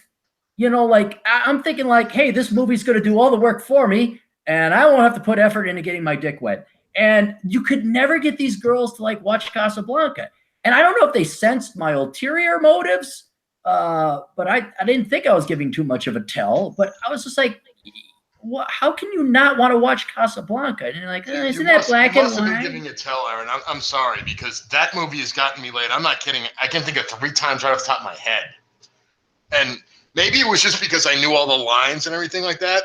And before the movie would start, I would fill them in on the backstory because World War II is a big thing about it. So I would explain, what Casablanca was and, the refugee crisis that was going on and everything like that. But were the girls you dating dumb enough to even not know what World War II was? And I'm not joking when I asked that question. No, they knew what World War II was, but they didn't, good. They knew the Germans were the bad guys and we were the good guys, but that's about it. They couldn't find Casablanca on a map with a fucking laser pointer. But but that was about it. And I would just feel, and maybe it was just because I knew the lines so well. And like you said, Captain Renault had these great lines, and it's a very witty movie. I mean, it's really fucking funny. Like the whole scene where they're making the bet under whether what's his name, Victor Laszlo?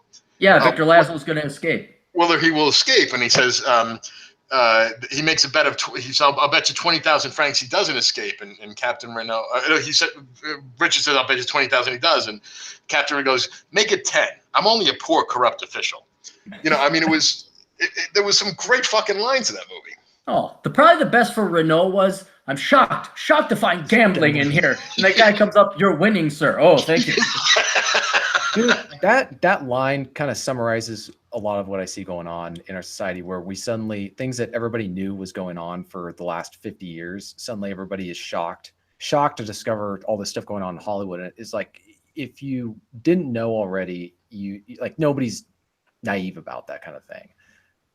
So the feigned indignation and shock it always reminds me of that line.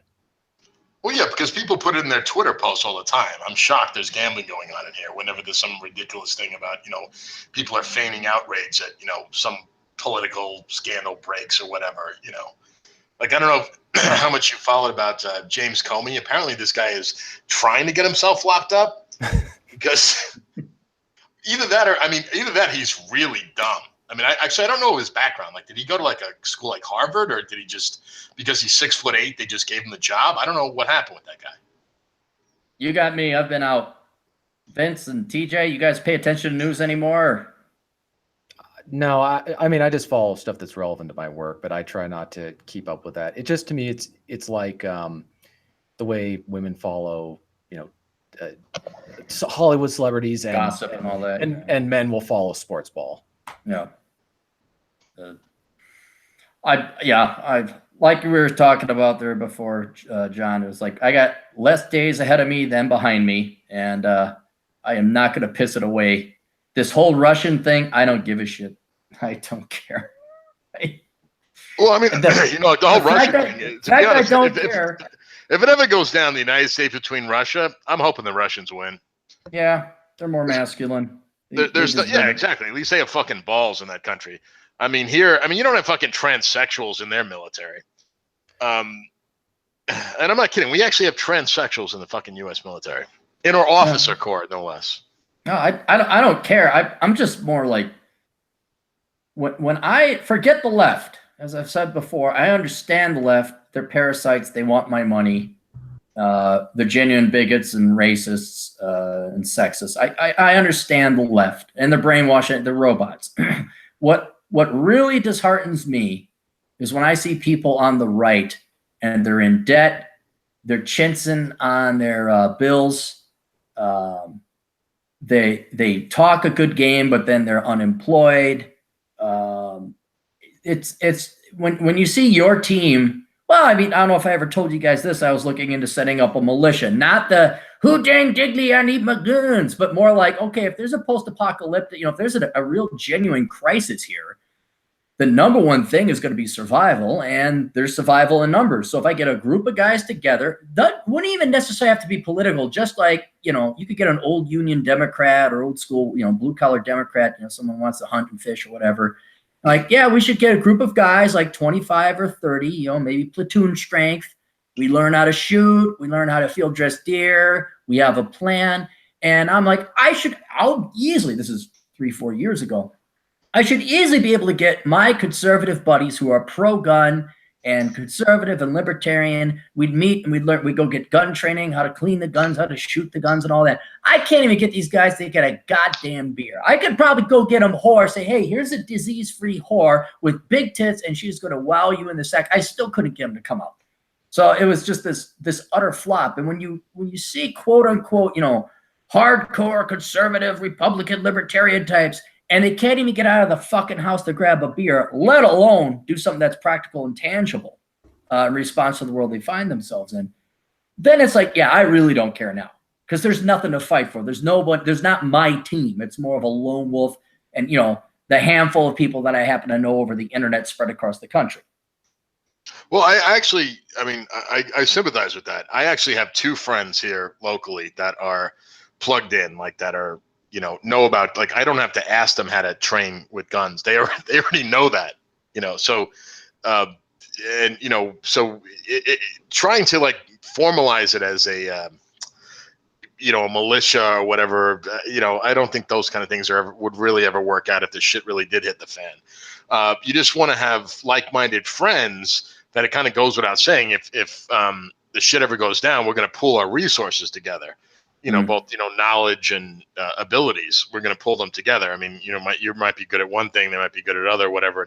And that's kind of thing it is. And so there's just really the 3 of us. And hopefully this will never happen or whatever. But if it does, we'll just kind of defaultly gravitate towards each other because we all know each other well. We have a history over years, and we all know how to use guns. We all have a similar mindset. We all can find our ass with 2 hands. So, but I mean, trying to form a group like that's kind of gay. No, it's not. I don't know if it's gay. It was idealistic. Idealistic. I don't think that's really going to work. I mean, because like you said, a lot of these people they can't run a mile. Forget it. They couldn't. Yeah, this is exactly my point. You start out with the physical ability to actually do the activities, and a lot of them just can't do it. Mm-hmm. I don't know what it is. It's just a mindset that I've always had to stay in shape and be in the best physical fitness that I can possibly be. So to see men who, can't do some of that. I mean, we're not talking terribly difficult stuff there. It's just a different mindset that makes it hard to then do the other things that you're talking about. But also they got to make it a priority. And you're saying how like there's a lot of these conservative types. Yeah, they talk. They'll talk about these things. Exactly. The moment you start saying, let's go do something and let's take action, which is what I get really, I'm obviously not that very old, but I get really tired of people talking. And it's like, okay, we've pointed out the problem. Here's what we can do. Let's go do it. And people don't want to do it. I think because it's easy, like talk is cheap, and actually doing something, I think, scares people, not in like a physical danger sense, but they're just afraid. I don't know. I've never really asked anybody because I've kind of been just, saying, I'm going here, I'm going to this mountain, I'm going on this hike, I'm going wherever I'm going. If you guys want to come along, great. If not, that's fine. But I've never really, I guess I've never stopped to ask people or think about it. Well, I've thought about it, because of survival, and that road doesn't go anywhere. So I had to think, more practically. You don't accept what you like, you accept what is. And so my now survival post-crisis, post-apocalypse plan is to get out to Seattle, grab a bunch of liberals, and hike up Highway 2 and go and just live with TJ and have him do all the work. And live off it. Yeah. He said he's going to put up some barriers to block, but I'm a pretty good hiker. I'll figure a way around. Hey, TJ, how you doing, man? Hey. There are survivalists out here who will. I've told you before. There are guys out here who will. Like, I think they're just waiting for the day to do that kind of stuff. So I will just be able to sit back and enjoy. Yeah. No, you're in a pretty good position up there. I actually gave this like some semi-serious thought, like how I would handle it if the shit hit the fan. There's a million scenarios, what would happen. Like, Aaron always thinks it's going to be like the financial currency thing collapse. And, I'll argue with that, why that won't happen with them one time offline. But my plan is to just be Negan. And, I got the baseball bat with the, wired up with the razor wire on it. And that's what I'm going to plan to do. And I'm just going to make everybody my slave. Half. Half. You're going to take half. That's what, and the reason why it's the #1 commodity in a post-apocalyptic world is law. And it doesn't have to be good or fair law. It just has to be a law. And that's exactly. Where, so Negan, I think Negan is actually the hero of that show, and I'm kind of behind on it, but I thought Negan was the man. Negan really had the answers. Because they always kind of pretend like people are all getting along and stuff. Fuck that. They don't get along. You gotta bring down the fucking hammer on these people. No. Based on what I've seen with human nature, even on the conservative side of things, they're lazy. They're gonna parasite. What was the one starring Daniel Craig? It was about Defiance. I was about to say the exact same film. Yeah, that's a good film to watch to get the idea of what's going to happen if you. Can someone clue me in what this? I know who Daniel Craig is. Yeah. What movie is this? Oh, you can go, Aaron. Well, it's World War II, if I remember correctly, and Poland or Bulgaria. Where is it? Do you remember? TJ? Oh, was this where he's like a Jew? Yeah, it takes place in what is now Belarus, and he and his brothers survive when the. That was the animosity between the working Jews and the money Jews. Yeah. Yeah. Okay. But notice that these guys have lived. They've managed to survive in the woods and evade law enforcement, so they have those skills. So people naturally gravitate towards them. So that's another issue that I've been thinking about is if you have half an idea of what you're doing during a crisis, people are going to notice. And the question is, do you want that burden? Because it is a burden. Having people around, obviously you can get them to do what you want but it's also you're not able to move around as much. And if you don't live up to what their expectations are, they can turn on you. Well, that's one thing I've faced, and I've had very direct conversations with my girlfriend. Like, if this crisis happened, I'm in charge, and the reason I'm in charge is because I can do better without anyone else. Like, as a lone wolf, I will do better on my own than anyone else as a lone wolf.